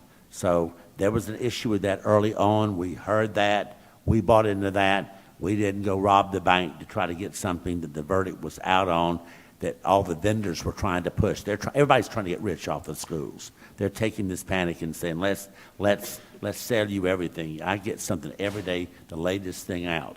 Well, this Spartanburg 6 had the model that the State Department has investigated all of them with DHEC, and they approved that about a week ago, wasn't it? 2 weeks ago, a week ago. And that's when we were approached by the state to say, were we interested in getting some? We said we would get the whole 20,000 if we could have them like Spartanburg, but we just didn't have that money, and they said they would pay for them. So we're getting a lot of those, and they're already ordered, and they claim they're coming in within weeks, so they're coming. And we weren't going to have those because it was just out of our reach. Once this is over, the chance of using them again probably is slim to none. We may use some of them, but they're the collapsible kind that could be put up in storage. They're not the kind that a lot of the districts went out and built them with the wood studs and all that have to be dismantled. These are the latest and meets all the criteria. So sometimes being patient earlier on when we were going to order the supplies, the safety supplies, the state sent out and they would order this stuff in bulk. We saw the writing on the wall. When are we going to get this? 5 years from now, because they're not good on timeliness. So we ordered our own. Then they come back and decide they're going to pay for the few districts that did it. Here we have ours, and we were told we'd have to pay our own. Everybody was. We had the memos. We called. The woman said, "You're right. I'm looking at my own memo. I wrote it, and I'm embarrassed. And it's terrible we did y'all that way, and we're so sorry." I'm working behind the scenes. And, of course, then Mrs. Spearman let us know that if we would turn our orders in, they'd give us whatever they have left over they would send us, and they met all of our needs. And then we got another study back that Ms. Spearman has more money left in that pot of money, and our district, being one of those, now can order anything that we want. So we've turned in another order. So, I mean, we are buying lots. Every supply that's out there, we're fully supplied to the gilt, and most of it, in the end, has been paid for by the state of South Carolina. So that's good. I'll praise her for that. Mr. Farnsworth has a question. Thank you. I feel bad because I feel like we hijacked a little bit of the presentation. I know Dr. Harrison was up here. Did you have anybody else that we absolutely have to hear from before we kind of put our commentary in? No. Nope, that's it. Okay. I look out, I see our honor teachers are here tonight, and they're getting a little more than they bargained for. I'm sure they appreciate it. I will start here. I had the opportunity, was it last week? Yeah, it was last week, to go by Gregg Middle School, and just talking with some educators there, talking with some different folks, seeing the kids in the classrooms and seeing the operations there. But what really piqued my interest, again, chatting with a few of the educators over there, and here I am, I'm a board member, I'm involved, I've got kids in the district, my wife teaches, I feel like I've got a pretty good pulse on what's going on as far as our educators go. And I started listening to this teacher, and she said, well, you know, I'm in my class all day long. I've got my physical class here in front of me, 15 kids, whatever it was. I'm also having to log on for the kids on remote learning on their hybrid schedule. I've got to log on, take attendance, help them with technical issues. That's in addition to my physical class. So then on the opposite days, that flips. And then in addition, that same teacher also has a completely virtual class that they are teaching. My mind was blown. Again, I feel like I've got a pretty good pulse. So if I don't realize that, I hope folks watching at home, and folks, I know everybody here knows that, but where I take issue is anyone who was to come up in front of us and say that our teachers are not working really, really, really hard and that they're not working, I take big issue with that. So, that's to our educators. Thank you for what you do. Tensions are high. Would everybody agree? Everybody's got some passion about this thing. Tensions and passion. What you got to realize from our seats, and we hear everything. You name it, we hear it. We hear one side that's yelling to go back face to face, and then on the exact opposite side, we hear just as much passion to not do it. We hear from teachers and parents and the community. I have very, very, very well-respected friends in the community that I talk to almost every day. And I can get on board with everything they're saying. And they're saying go back face-to-face 5 days a week. I can get on board with it. But then I talk to other well-respected people in the community, and they give me some counterpoints. I'm like, I can get on board with that. You talk about it, and I know I've said this 1,000 times. You talk about an impossible situation to try and make this right for everybody. It's not going to happen. It's just not going to happen. I'm going to level with you. We all know it deep down. And so when we see these emails coming through and we see this stuff coming through and where I think I've got to fail, right? I'm in the business of risk every single day from a financial standpoint. When I look at risk, I agree. The numbers are super low. The chances of anything happening, 99.98% across all age groups. I agree. The chances of something happening are infinitesimally low. But, here's the but. I know we don't want to talk about but. Iowa confirms first child death from COVID as schools open. Los Angeles confirms first child dead. First Mississippi child dies of COVID-19. West Tennessee child dead. 6-year-old. That's a quick Google search. That's the first page of Google. If any of us in this room are willing to have that headline read, first child in Dorchester District 2 dies, is the day I do not want anything to do with this district. Thank you, Mr. Pye, Thank you to the educators. Thank you to the committee. Thank you to everyone that is coming at us. I know it doesn't seem like we appreciate it. It is a lot. It is a lot to be in our seats. We're normal folks. I think folks sometimes forget. They think, oh, well, these people are just in Washington and they're getting paid out big money and they just do whatever they want. We're regular folks. I got 2 kids in our schools. I go to work every single day. This stuff sucks. I don't like it any more than anyone else. But trying to be in our position, it sucks.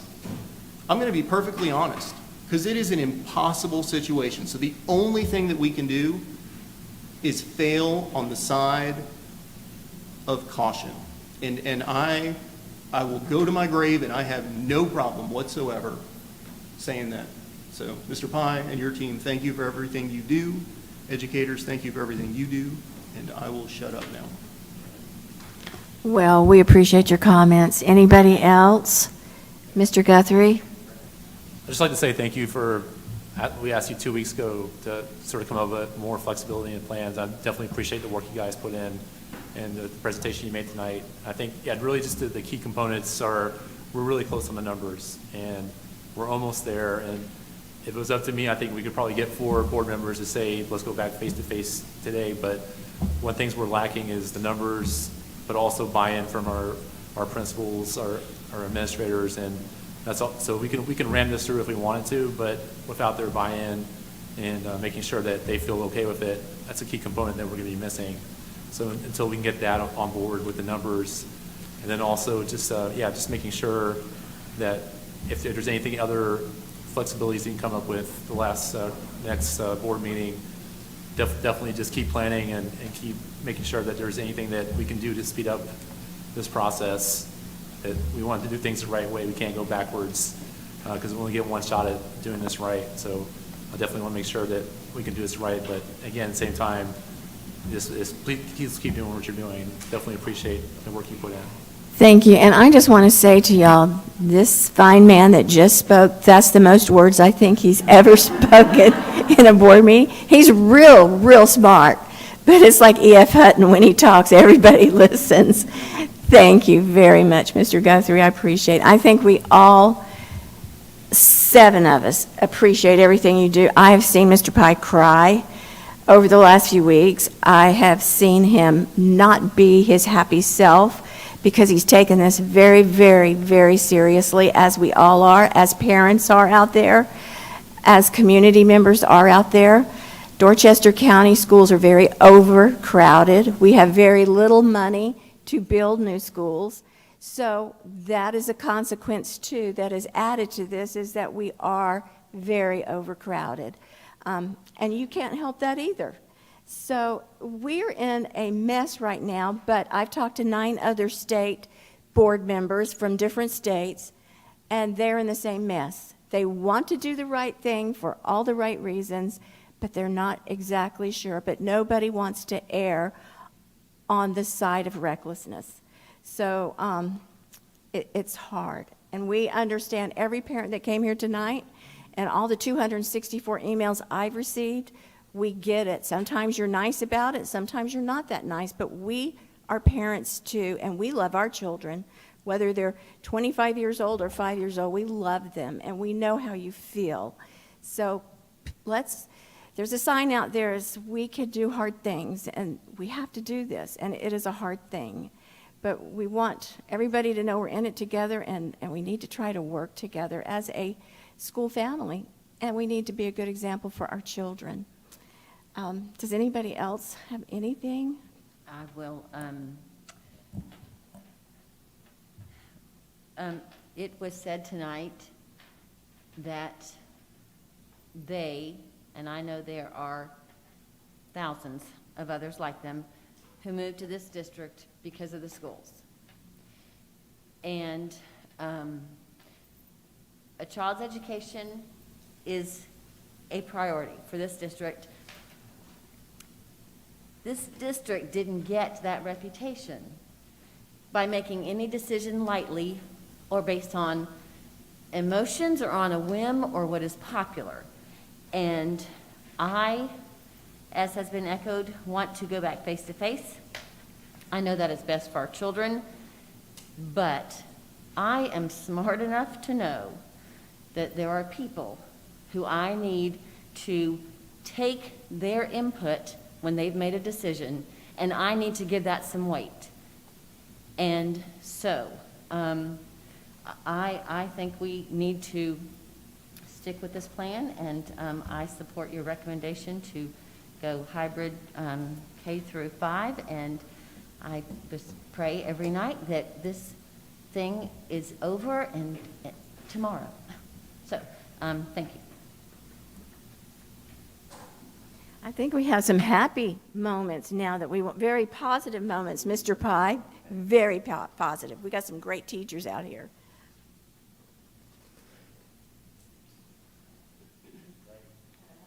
Ms. Rayner?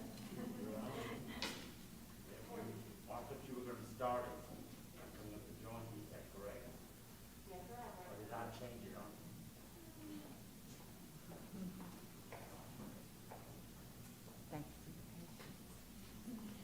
you? Good evening, members of the Board of Trustees, Chairman Robinson and Mr. Pye. I think everyone, this rich conversation that has taken place does underscore the fact that this is the perfect time to celebrate our teachers. As Mr. Pye said so well, they are the backbone of this district. We were most disheartened in March when we were in the middle of our Teacher of the Year selection process with a panel that came in and interviewed our first group of school teachers of the year, when we had to suspend the program due to the pandemic. We were so pleased to be able to pick it back up, and our teachers were very patient, and were able to bring them in, resume the process, selection process, masks and all. And they were real troopers in coming in for the interviews. We had a panel of community leaders as well as professors from local college and retired educators serve on the selection committee, and we thank them so very much.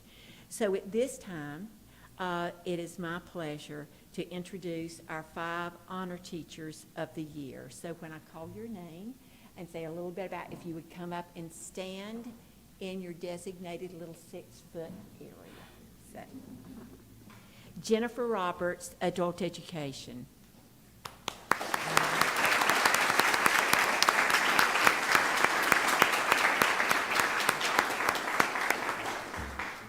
In her first year at Adult Education, Jennifer teaches GED students and students in the high school diploma track program.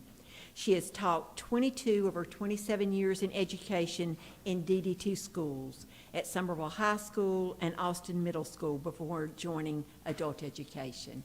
Congratulations, Jennifer. Next, Lindsay Jutzler, Ashley Ridge High School.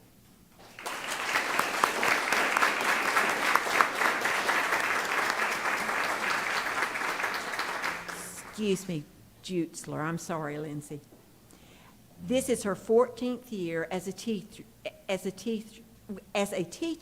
with all but the first year spent in DD2 classrooms, first at Somerville High School and the last 10 years at Ashley Ridge. Lindsay teaches chemistry and capstone research that includes several advanced placement courses, and we congratulate you. Marie Caraway, Somerville Elementary School.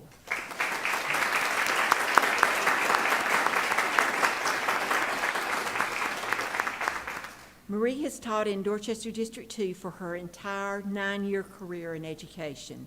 For the past 2 years, she's taught kindergarten at Somerville Elementary School, and for 7 years prior to that, she taught at Windsor Hill Arts Infused Elementary. Congratulations.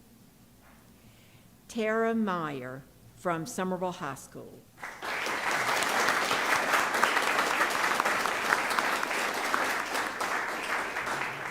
Tara joined the Somerville High School family in 2004, where she has taught English for the past 16 years. Her English classes include everything from English 1 honors to advanced placement in language and composition. Congratulations. And Heather Watts, William M. Reeves Jr. Elementary.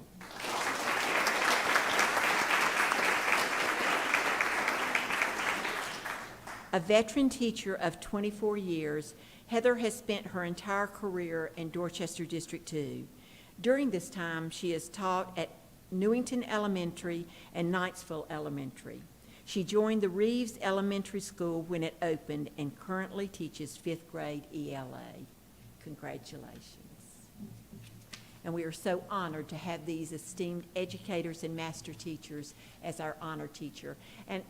And I will say that our other Teachers of the Year at our schools will receive their gifts. We will be going to each individual school to deliver those this week, so to recognize them. And now, Mr. Pye, if I can hand you the envelope, please, sir.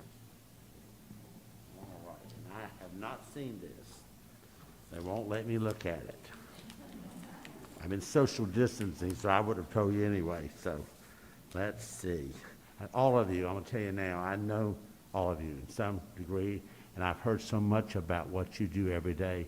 We are blessed that you chose to be in this district, that you stay here, and that you set an example for all teachers to follow.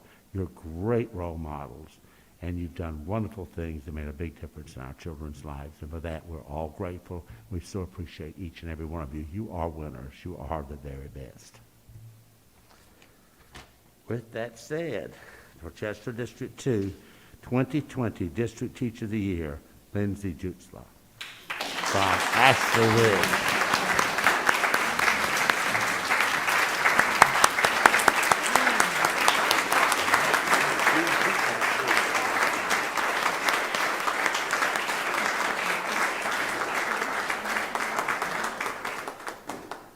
Well, this was completely unexpected, and so I teach with Kirsten Harris at Ashley Ridge High School, thinking back to my first year teaching in the district. And I said, Kirsten, do I need to make a speech? She said, yeah, probably. And I said, oh, I'm just not going to. I'm probably not going to win this anyway.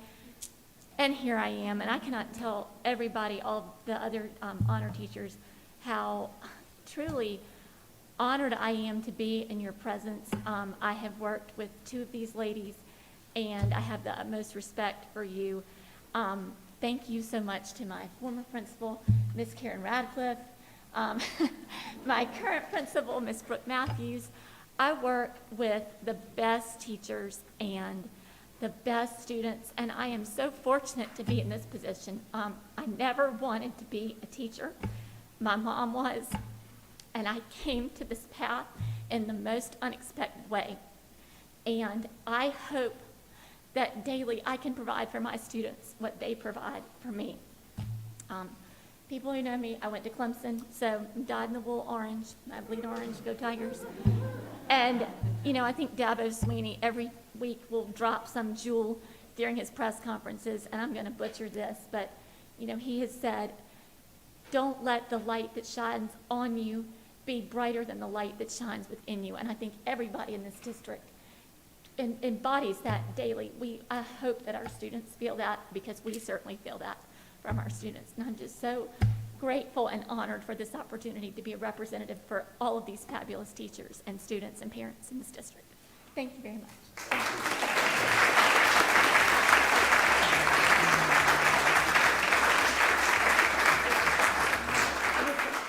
And we would like to get a picture of Miss Robinson and Mr. Pye over here, please. I just want to say, if you ever want to not write a speech for me anytime.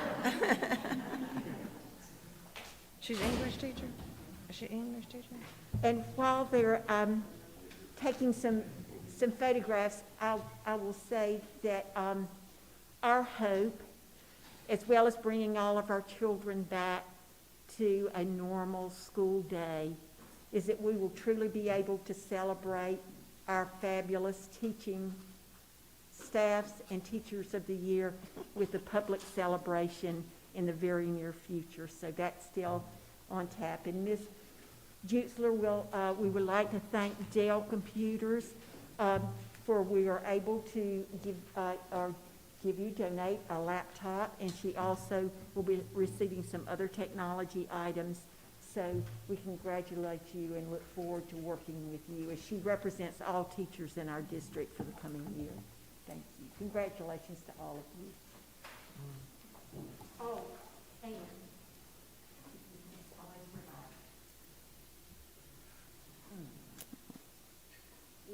this has gotten to be a tradition for our District 2 Teacher of the Year, and this picture is dedicated to our teachers.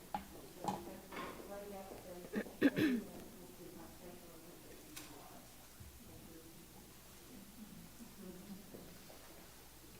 Mr. Pye, I know you mentioned parents to communicate with their schools, and I just wanted to again encourage any parent who is having an issue with any part of this educational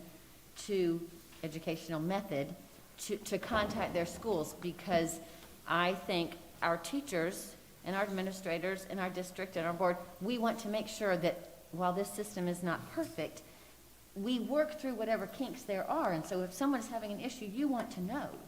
And sometimes the smallest things that people think are ridiculous are the very things that we can work out. And one person's concern may lead to us fixing dozens of people's concerns. But you can't fix it if you don't know about it. I want to clarify that. I would always start with the teacher. Follow the chain of command. And if you feel the teacher's the problem, of course, you would go to their administrator. And you call the principal. If you can't get a principal, you ask to speak to the assistant. You work there. If you're not satisfied with how that's working or seeing no relief, then you do then call the district office, and we will direct you to either, if it's an elementary parent or an elementary situation, to that executive director and her team, and also to the secondary director from Midland High School and her team. And they will take care of it. There's no real need to go beyond that. It doesn't go any further than that. They bring it to me. And rarely am I in a position to have to make a decision. They come with the problem and the solution, or to remind me it's a rule, it's a law, and we've already told 50 people no. So Mr. Pye, as heartwarming as this is, it needs to stay no. We've got to be consistent. And I'll press them. Could this be different? What about this? What about that? What about this? Did you ask them this? Well, no, maybe not. Then we go back and they call the person back and get more information. And you'd be surprised, that second phone call or third phone call, we have a whole different way of looking at it. Sometimes people just don't know how to communicate. They're angry, and we hear their anger and don't hear their concern. Other times, folks are very reserved. They're very trusting, that they just tell us what the problem is and the answer's going to come out of the sky. It's not that easy. And so they may have to repeat it more than one time, and they may have to get forceful. They may just have to say, listen, maybe I'm articulating this, but I can't take another day of this. This is what needs to be fixed. And somebody will listen, I promise you. And then if all else fails, then you get to my office, and I guarantee you we'll be all over it. And so that could be good or bad, but we try. That also, I know we don't deal in hearsay, and hopefully this hybrid method with having teachers will be able to put their hands on every child every day. But I know that there's a lot of concern about our at-risk students.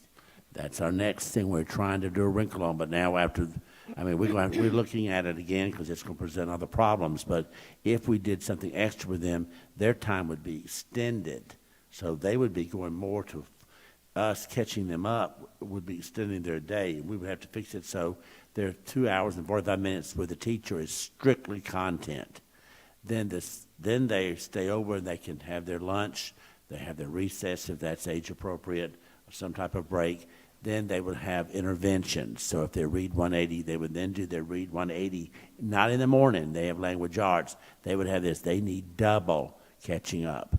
So we're looking at that, and in some schools it's easy, some grades it's easy, but again, it can be difficult. And we would start on a small scale, not trying to do everybody at risk. ESOL is an important group. Of course, our resource kids, a lot of those children are not in self-contained, but they have the same needs. and we would like to be able to extend that day if we can. So those are the groups we're trying to do, is we're itching towards keeping the social distancing at bay, but we are moving towards bringing more and more online, trying to make sure that we're narrowing the gap for the children who most need it, at least giving them that opportunity. But again, it's so easier said than done, but we were hoping to be able to add that to tonight. But after some of the discussion that we've had, we may approach this a little differently. So it will not be for everybody. It'll be by invitation only, perhaps, and that parent at the time can turn us down and just simply say, I don't have transportation, or we can't help them work it out. Then we just add another person or don't add one at all. It'll have to be that type of basis. So because of that, it's going to take on a different kind of approach, I think. But if children were coming on the bus like they normally would do and could leave on the bus as they normally would do, then I think that should be helpful with child care, particularly if they're involved in hours, because they stay right there at the school until up to 6 o'clock when their parents pick them up if that's the time.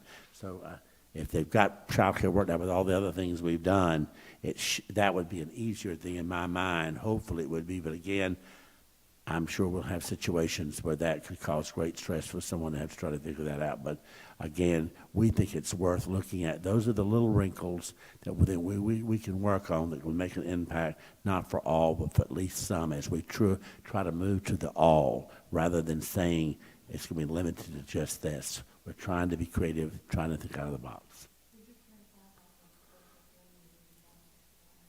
Yes, Virtual Academy, as we told the parents when they signed on, it's really a year commitment.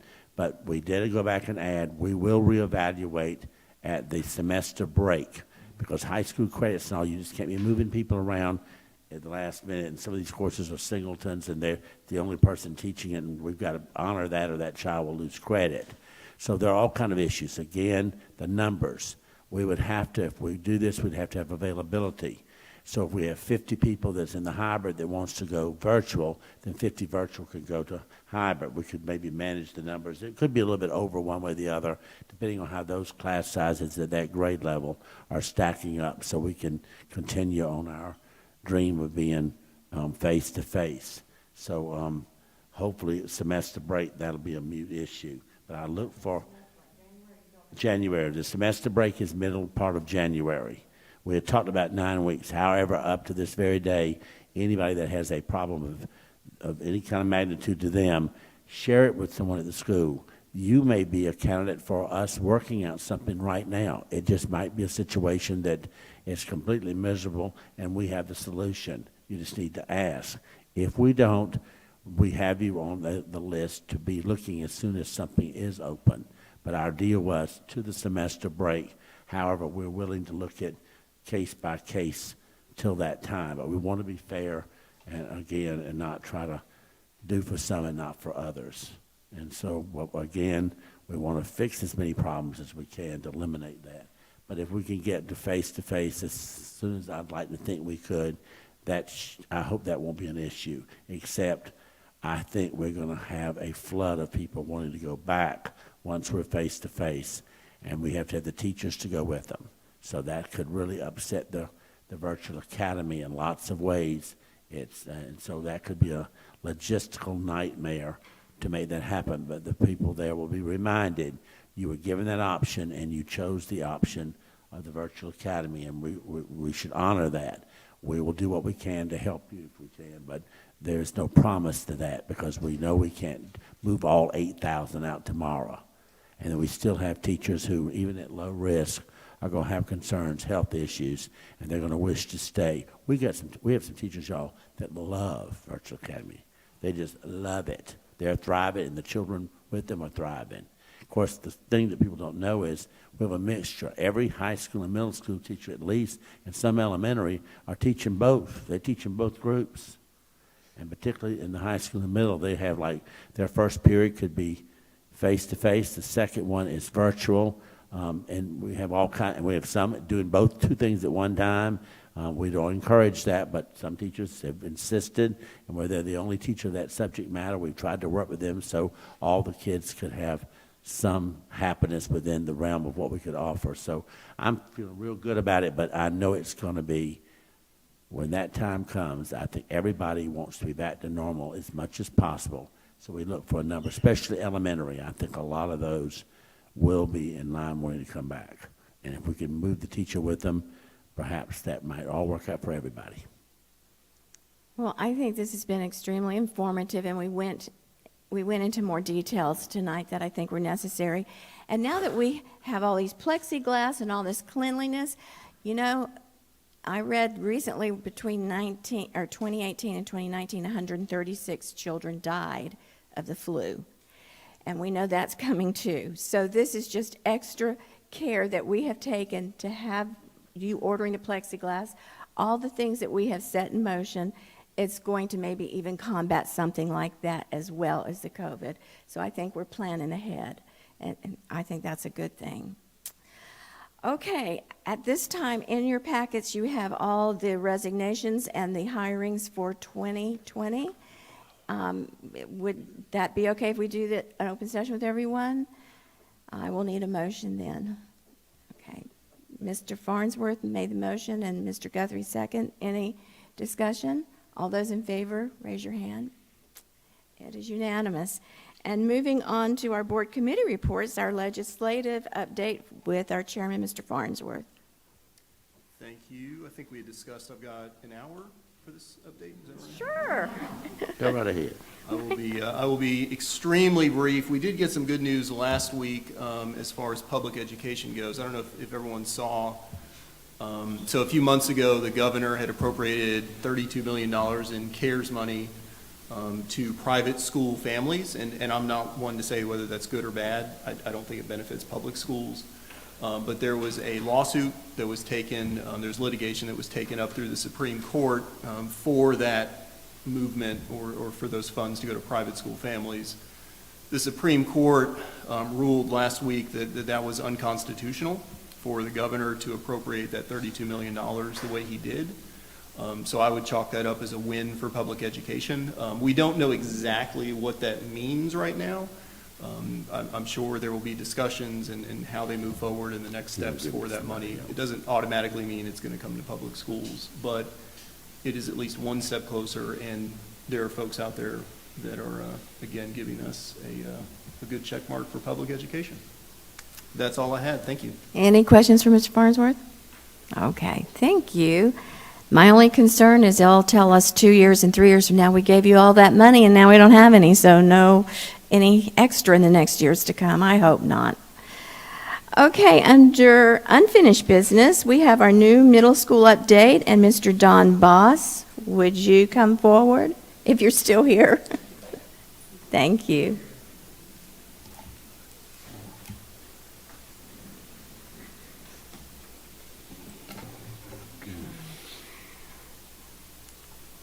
Okay, Madam Chair, members of the board, Mr. Pye, really excited to give you an update on the new middle school tonight. I first do want to thank Mr. Pye and district administration, especially our middle school principals, for the input they've given us along the planning of this school, because that's really going to be integral to making it the very best environment for the teachers and students when it does open. First of all, school is located behind Beach Hill Elementary School, Beach Hill being on the right here. Let's see, right there. And then new middle school is going to sit behind it, what is currently completely wooded area. We're planning on car rider loop to be on the north for the middle school, and then the buses will enter from the south. The bus loop at the back here. One of the things we're also looking at and working very closely with is Beach Hill Elementary at the same time to make sure whatever circulation paths we create for the middle school will also enhance circulation and car riders, especially for Beach Hill Elementary. So that's something we're working closely with that school on as well. You'll also see where we've shown the potential for some fields on this site. Currently, there are no fields planned. This was really just shown to give the potential of what can be done on this site. It's a single-story school, so we just wanted to show what that's going to look like. It does sit at a fairly good distance from the neighborhood here, so there's a good bit of buffering from the adjacent neighborhood. Excuse me? 1,000 students. So here is the floor plan as it stands today. Again, what we've done is organize this into essentially 3 classroom neighborhoods. We got 6th grade here, 7th and 8th there. So you have all your core classes, all your grade level teams are all organized with all the students right there on each of those wings. We also have what we're calling a community neighborhood, which is made up of the cafeteria, which seats 400 for dining. And then we also have the gymnasium here. Something unique to this project, fairly unique, that we're doing is actually combining the stage area with the gymnasium in this case. This is giving us the ability to do is actually seat in total 1,000 people in the gym for performance. Now that's max capacity, but it also allows us in the social distancing to have a larger group than maybe otherwise by utilizing the bleachers as well as movable chairs. Our arts, in this case our exploratory classes are all located along the central spine of the school here, main entrance being right in the middle. We've got our music and arts located adjacent to both cafeteria and the stage in this case, and it's also separated from the main body of the school by a set of doors. So this can be utilized after hours for performances without opening up the main school as well. We've got nurses areas located separate from administration with its own access for student release if necessary. Administration is located here, media center here, and then our special education classrooms are distributed in the green across all the classroom wings there. Each grade neighborhood has a guidance office on it. It also has a teacher workroom on each wing. So that's all been distributed that way. And all special ed classes are classroom size, 800 square feet. Correct. So the resource rooms are not standard half classes. They're full classes, allowing that school, if they, have to team teach or whatever they want to do, they have options to do it. If they don't have but 5 special needs classes, the 6th class can be used as another exploratory class or fine arts or something. So we wanted to have that flexibility and not be married to having to use closets for classroom space. Right, so yes, we standardize the classroom sizes for the typical classroom so they can be used interchangeably. Along the main corridor, we also have dance located here, visual arts located there with access to outside. And our Project Lead the Way classrooms are located here. And then we have some additional exploratory classrooms located there. So that's overall, the overall plan for the school as it stands today. Again, we've been working very closely with the administration and the middle school principals to make sure that we get everything just right for this one. Do you have any questions about the plan? If I can just add, and potentially, I think because I live in that area, I probably get a little bit more feedback from folks than maybe some other folks. Vast majority of everyone I've spoken with is very, very, very excited about the new project and what will happen back there. The only piece of it, and you've already kind of chatted about it, is the traffic pattern. So the car stacking and how we get traffic in and out of 61. 61 is narrow, and there's already a lot of traffic back there. So Right. I would just ask, please, as you go through these iterations, to really, really, really investigate any ways that we can help the traffic concerns. Because again, I think that's the biggest concern is the traffic. One thing we absolutely need to build are the roads back to the middle school, and we expect to be using them in all their stacking capacity to help the elementary school as well. So the goal is to get that traffic off of 61. Yeah, thank you. I think that covers everything on the plan. This is just an aerial view of how this may look.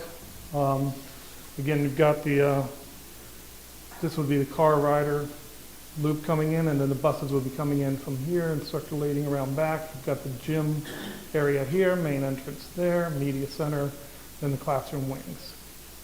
What's that right in front of? This right here? No, the other part, that Beach Hill on there? Oh, Beach Hill is actually over here. On the side So of that's the the parking lot there. Okay. And And just for reference, between what part of this layout is really factoring in that this is a wetland all the way across here. So we won't essentially not really be touching that. It'll be wooded between these two schools. So we maintain that. And then this is just a rendering of the How many main spaces are you roughly, I know it's early, are you planning for parking in the front parking lot? Because we're going to have a staff of probably 65 to 75, and we're going to have, we need visitor space for visitors. We get that complaint now. There's no space for visitors to park when they come for conferences. So I'd like to see it all the way up to 100. 100, okay. At least 90, and I'd say 100 probably be fine. Because then you got to factor in the lunchroom staff. But usually most schools, and our schools, they have a separate parking area over by the cafeteria, and therefore they don't have to walk so far, and then that gives us more parking for visitors. Right. I'll get you a number of where we are right now because we haven't done a count. Right. I know that's just sketching that we're doing now. now. Staff parking for the cafeteria right there, but we're kind of looking at modifying that so we can get the courtyard right there, get adjacent to the gym as well, so. Okay. So, let me tell you what, I can't tell you how good this man is. We've dealt with him before, but when you ask him a question, you have an answer that day. From our trip, he had all these notes and minutes every time. So the principals get to see it, they get to add to it, take away, send it to him. He has the meeting with all of us. We sit down with the current map that he's already made the changes to see if that's what we like. We sit, we make more changes, we talk about things. He takes it back. Today he sends us another one, and so it's there, and we're always still having changes, but we've never had this type of experience with our other schools, and that may have led to some of our problems. This is a school we liked from day one. If we left it alone, did nothing, it was still as good a facility as we could get. With all the personalizing we're doing, and each of the middle school principals have their own biases about what they would like. We've been able to agree to disagree to average out what should it be. Should guidance counselors be on each hall with the head guidance counselor in the office with the administration? Should we have an assistant principal in each hall for safety? And those answers were yes. Where should the psychologist be located? Where should there be a records room? I mean, a testing room? Is it really used or not? Where should that be? And just little things like the BR room, where should that be located? What about the resource officer? Where is he located? And then talk about your secretaries. It's important which secretaries to be lined up close to each other so they can share. Ms. Levina brought up, often we have people coming to the school wanting to use the restroom. We have restrooms in all our schools, and frankly, I'm out there long enough, but I just don't see people be using them. So, but we built them because I thought OSF required them. But I understand that's up to us. So he's gone back and put a restroom that could be used. So for the public, because of safety reasons, we don't want them down the halls or anywhere. And public, if we have a public space, we should be offering restroom facilities. So just things like that we might have missed, that we've missed in some other places. Each principal had something, how we drop the students off, how we pick the kids or the children. Should the bus loop be completely away from the others? What about special needs children, wheelchairs and all? Should they be in a separate place so their buses can be separated from the other buses for safety and security, as it takes so much longer to load and unload the students, so we want to hold up the whole people or rush the driver. All those things we've talked about, and this man goes back and doggone gets every one of them done. And I keep adding square footage, even though he was told we cannot go over 100. Well, how much did I say? You said 120, we can't go over. 120,000. So the other day I went over 920, and I told him that was okay. I also authorized him to 920 because we had to have what we put. He's put everything we asked for and got it back to 1,200. That's what we're dealing with here, folks. So we're able to keep the cost down and be able to build a nice state-of-the-art building that's functional. This is will be the most functional school in the district. I don't think we have a single plan that could outcompete this one.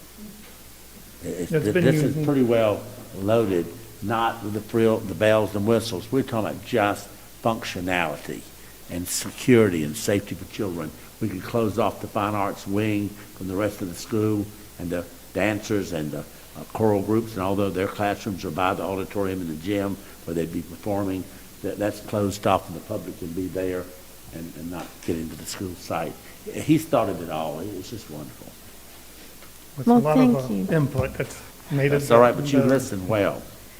Well, you know you're going to get input from this guy. Well, we've been burned Yes. so many times, it's time to do it right. So this one's going to be right. Well, thank you so much for everything you're doing. Oh, thank you. Appreciate it. We have some coveted teachers in here that I know have a lot to do. And even though we only have maybe a few more minutes, if you would like to stay, you're welcome, but we would be honored to excuse you to leave if you want to. Just wanted to extend that to you. And we won't watch you or talk about you if you leave. And we won't take your award back from you. We just appreciate you. You should be having the night off instead of, our meetings aren't usually this long. But, all right, well, we'll continue then because we have another important piece of business. The South Magnolia Event Group, we have an update with the Somerville High School Stadium property, and Mr. Jimmy Tupper will be giving us that update.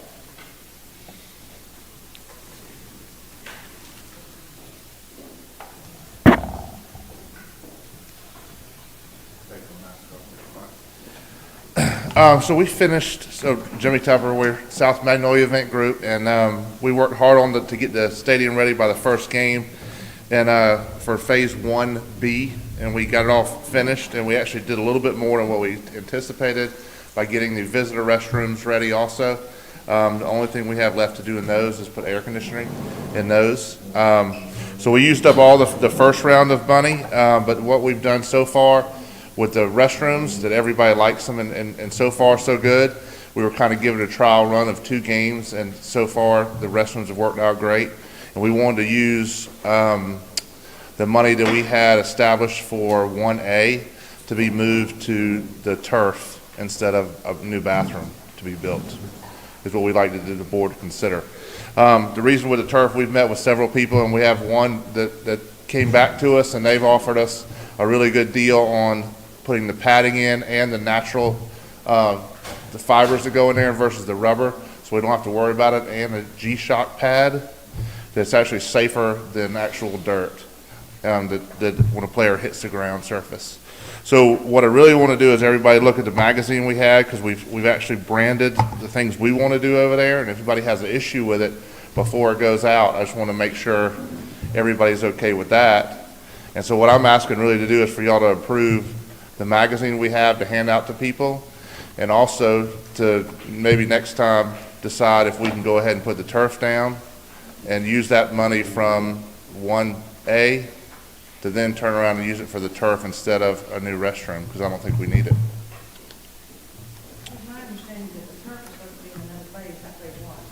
Right, but what we're saying is the Phase 1 we were going to use the 454 was the restrooms, and we fixed the restrooms up enough to where we don't think we need to use them. We've actually got more restrooms now, the way we got it, the way we're there and upfitted, than we would if we built the new ones and tore those down. And Jimmy, you had, of course, it's too early to put anything out to bid, but what are you looking at as a general cost to do that field? So that was in the first sheet.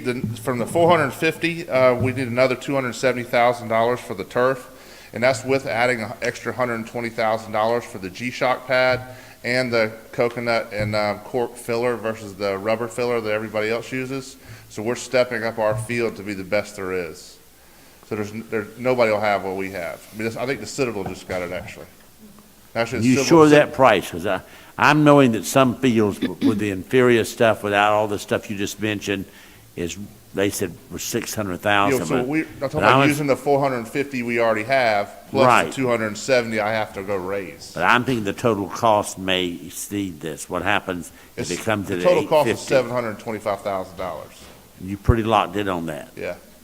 Okay. So I've gotten the site work costs from several people, and I got several different field costs. You got and that's it. with the pad and the fiber that we want. That's a good price then. Yeah, it is. The guys from Daniel Island that we want to use, he actually had a business here in Somerville, and they're giving us about $60,000 off over the competitors if we put his name in the side of the field, Sprint Turf, because it's John McKissick Field, and they're giving us the end zone painting and stuff for free. And I want to ask questions, kind of out of your presentation, but it bothers me and I would like to correct it.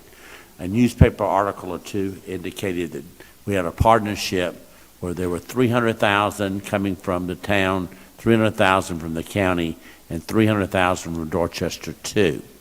I would like that, if you would mind correcting who's paying for what and what Dorchester 2 is paying. I'd like the public to hear that. I A lot will of people correct that. listening. So in the beginning, we did ask for some money, and we didn't get it from the school district. They wanted to use it for the parking lot. So that's where the school district's money's going, in the parking lot that was actually approved beforehand. So we just might have pushed y'all a little bit farther to use it faster. That's what we kind of did, but the rest of the money's coming from the town and the county so far, and the rest of the money we're to raise. We've already got some money already raised, but I really can't commit to all that until y'all say go for the turf, because that's what we're waiting on. So And it's the fact zero that- from us, right? That's in that. Zero from the- $0 from Dorchester Yeah, 2. We're in zero. the partnership. It's our stadium.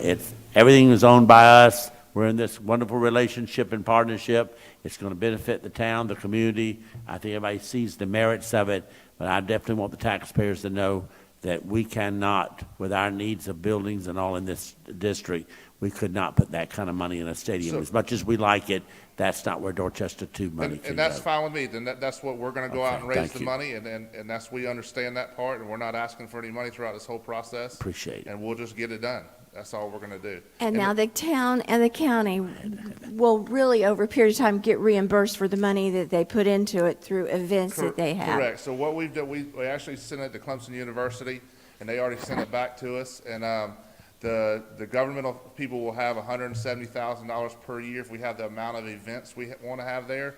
They'll get direct funds back, and they'll put $6 million back into our economy, Okay. just in the city, in the town of Somerville. I have two more things.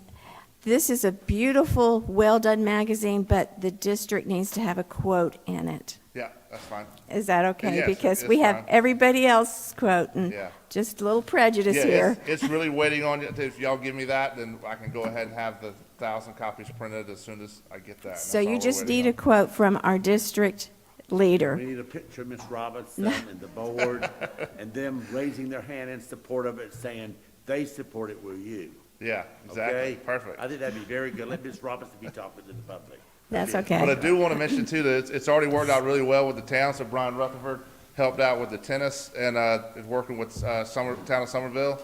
And the girls' tennis is right now currently using the Doty Park for their home tennis court, since we can't use the tennis courts over here at Bland.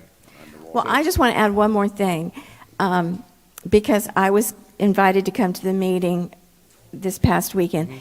Because if we get the turf, we can have soccer on our fields, we can have lacrosse start on our fields, and there's a number of events that instead of 8 or 9 games a year, the band can have regional competitions. So we're opening up a whole new window of opportunities for our students, and that is amazing. And the turf is nothing like the old turf. No, so turf is rated by generation, kind of like a class 1. So this is 4th generation turf. The back in the 80s was generation 1, but really moved now recently with everybody going to it. You know, Charleston's got it in 2 fields. It's planning to put in Hanahan, and it's already in Charleston CCSD 4, New and Wando. It's going in Hanahan. It's going in Burke. And any place of the upstate, if you go, it's getting moving to synthetic turf right now, and every high school in Texas has it basically, which they have plenty of money out in Texas. But what I want to, it's not just the games that we're going to allow over there. It opens up practice. So so practice, we've had rain since August. I mean, the football team's been practicing on a field for soccer, tearing that field up. They repair it, it gets torn up. So that's the soccer field that's getting torn up.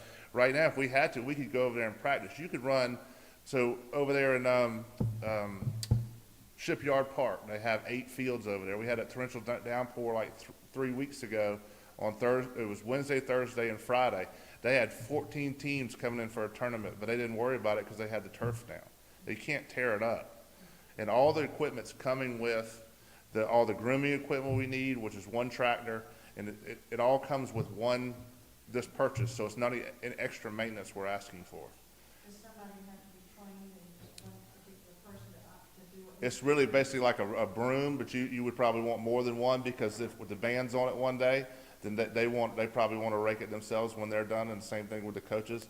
It fits in on either a golf cart or a John Deere Gator, and it brooms the field. You just basically, you're not even raking it. Is how it works. And there's actually a water wheel hookup if we want to, which I think we have in this price. This will cool the field down close to the temperature of natural gas, and then we can wet the field. If it rains once every 2 weeks, you don't have to turn the water back on, but you do want to keep it a little bit moist. So if we don't get the rain, we'll put the water wheel on it. That'll be a little bit more maintenance stuff.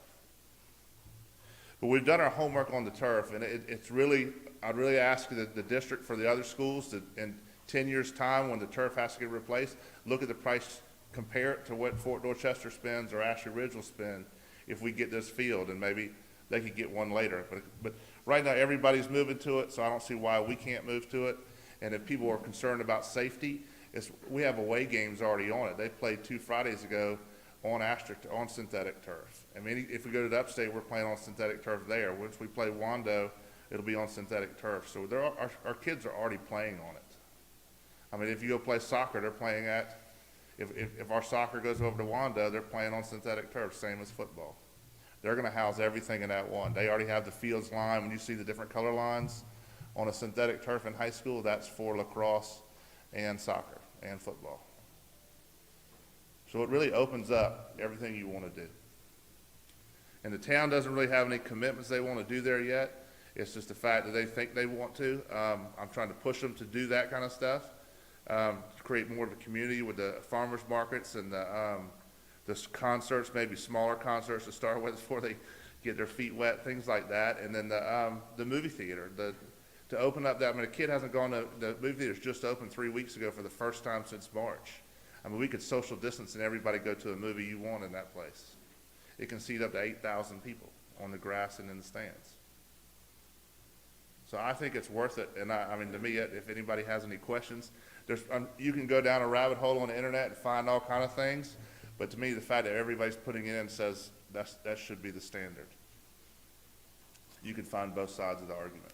Can I ask 2 quick questions? Do we know, and this is to the district, is there any change to our liability if we go to turf? That's one of the things that we would consider before we amend the contract. We would check with our insurance carrier about any changes to liability, and from that would be built into the amendment. Okay. And then, second, remind me, Jimmy, so what are we changing in the scope? So what's not going to happen? So right now, you only have addendum 1. So excuse me, not addendum 1. We have an agreement for 1A and 1B. 1B, we've already completed 1A. We want to scratch off and have Christie write an addendum to them to actually use that money for the turf, and more of an agreement going forward. If there's any kind of changes you want to make in the agreement, now is the time to make it. And then we're going to go back to the county and ask them to okay us using the money for the turf, which I'm pretty sure they're going to be okay with. I got you. So from our standpoint, no monetary change. It's just the fact that we, as the owner of the property, need to allow for those changes. Yes, and actually, the same thing, if those changes happen, if we could work with the procurement department, because it does need to run through y'all. Brian Rutherford checked on that through OSF. If we can go ahead and write the specs that we want, and then also to approve the magazine, and then really it's called Stadium Park to kind of brand the whole thing, that y'all want to make sure y'all are okay with that. And the 4 flags on Stadium Park are for our armed services, being Memorial Field. So we kind of grabbed a hold of that and ran with it for the vintage look of what it's going to be. And everything there, do what? No, it's McKissick Field and Memorial Stadium, but the whole complex could be called Stadium Park is what we want to call it for the outside areas that we're refurbishing around. So it's still Memorial Field and McKissick Field Memorial Stadium. Any more questions? Okay, so we will have to leave things up to our in-house attorney to go through before we can actually make that decision. But can we go ahead and approve the magazine if you do the caveat that there is a district? You too, yes, sir. I know you're waiting on Yeah. this. So we would need a motion for that from the board. Mr. Mitchum made the motion to approve the magazine with the caveat we have the district statement in there. Okay. Do we have a second? Okay. Mr. Guthrie, any discussion? I'm a little, and please, don't misunderstand what I'm saying. This is fantastic. I agree. I think it's a great plan. I think you guys have done all the research. I think everything's fantastic. This is the first time I've seen it. I think most of us have seen this. That's a pretty big change. We had talked about turf early on. And again, I'm not saying either way, but the fact of the matter is I just haven't heard the research, the question about liability and some other stuff. So I just don't want, I want to be careful that we don't put this out there and then something crazy happens and we're like, never mind. That's my only hesitation. And so I just want to put that out there for us tonight. Again, nothing against this. This looks fantastic. Are you saying that simply because of the fact that you know that in order for this to happen, we have to have turf on the field? So essentially, when we approve this, we're approving the turf without knowing the other information. Right. This is, and correct me if I'm wrong, this is geared towards putting the turf on the field. Yeah. The whole goal of this is to get there's two things. There's the turf and there's the statue for Coach McKissick. Yep. And so we're fundraising off of both of those. They are both working together, yeah. And that's the only thing I'm saying is, I think we need to be careful because it's a fundraising issue, and so if they're gonna put this out, and then for some reason the district comes back, for whatever reason, and we say, never mind, I don't want that to be able to come back on us. I see what you're saying. I think we need to get Yes. the information on the insurance and that kind of thing first, because we have to approve the turf before this can go out, is what you're saying. Okay, for logistics reasons, can we table the motion? Can we rescind the motion? Where's our, I withdraw. will you withdraw it? Okay, we'll withdraw it for the moment, and, Jimmy, it's not gonna take us long. I don't want this to be a downer. I just, again, we have to cover all our bases. I understand. It's a big change. Yeah. To go to turf, I know it seems like not that big of a deal, but from our No. standpoint, I just You're want to make fine. sure all the i's are dotted and the t's are crossed. That's Right. it. And I think at the end of the day, we're going to come back and say, good to go, this is perfect. Okay. But we just have to make that. Yeah, as long as it doesn't keep getting tabled, that's all I care about. So It, we're trying it to move won't. forward as fast as we But, can. but this is the first time everybody did That's it, fine. and that is true. We need to not put the horse before the cart before the horse. But it is amazing. The things that y'all are planning are absolutely amazing, and it's going to open up a whole new world for our students and the community. That's what We I just think. I have think it's to, going to benefit the community and the students more than anybody. sure, we So just do it's have easy to do the hard work then. cross our Ts and dot our Is. But thank you for Okay. that presentation Thank you. and for your time here. If you wish to leave, you are welcome to too. But we do have two more items of business, and they are also important. We have a request to speak from Miss Amy Lima for public comment. Would you come forward, Miss Lima?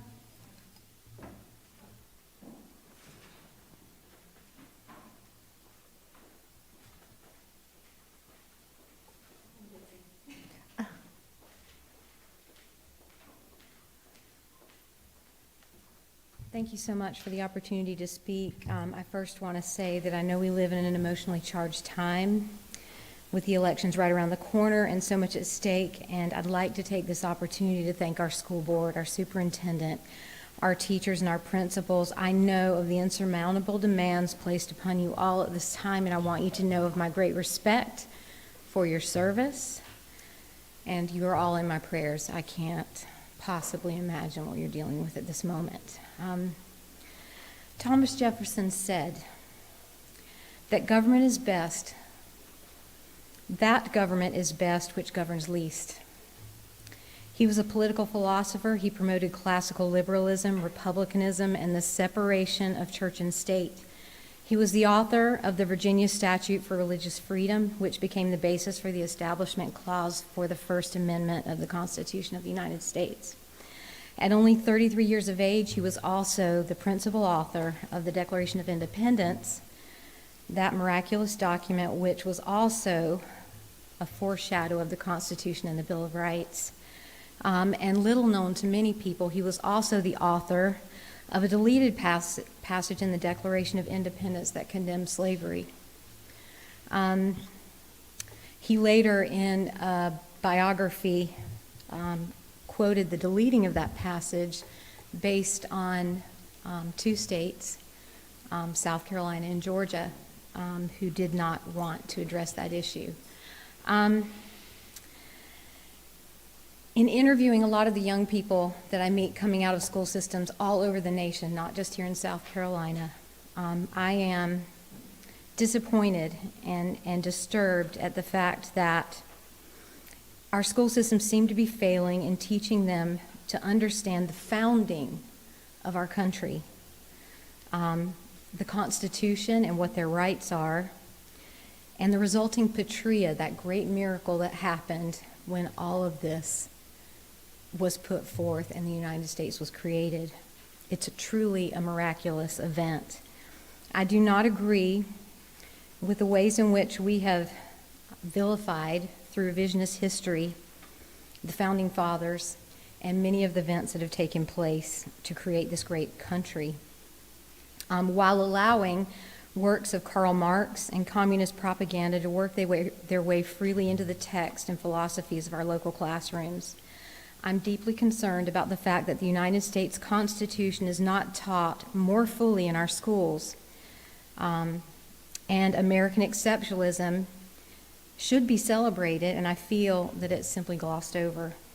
Taking its place are Marxist theories of social justice, equity training, critical race theory, and other Marxist and socialist doctrines. Programs like ELI, Seed the Way, Equity, Yes, and Be All About It are socialist programs that do not promote equality, but ensure divisive behavior in which children are taught that there is an oppressor and an oppressed. You're either the one or the advocate for the other. And they encourage activism and principles that are and should be left to parents and out of the realm of the school classroom. Ms. Lima, the 3 minutes are up. I'm sorry. That's okay. But thank I think you. I said enough. Thank you so much. I appreciate it. And we have another gentleman, Mr. Ken Greenstreet. Would you come forward?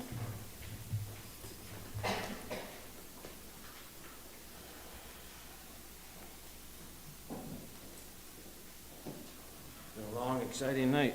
I want to start by thanking you for your pretty much thankless job. You guys are doing a great job. Thank you for what you do. When you think of someone from Asia, Africa, Northern Europe, Central or South America, what image comes to mind? When you think of an American, what image comes to mind? It should be all of us. We are part of the great American experiment, a form of government that has never been tried before. That government is spelled out in the United States Constitution, and that document is what ties Americans together. It is also under daily attack.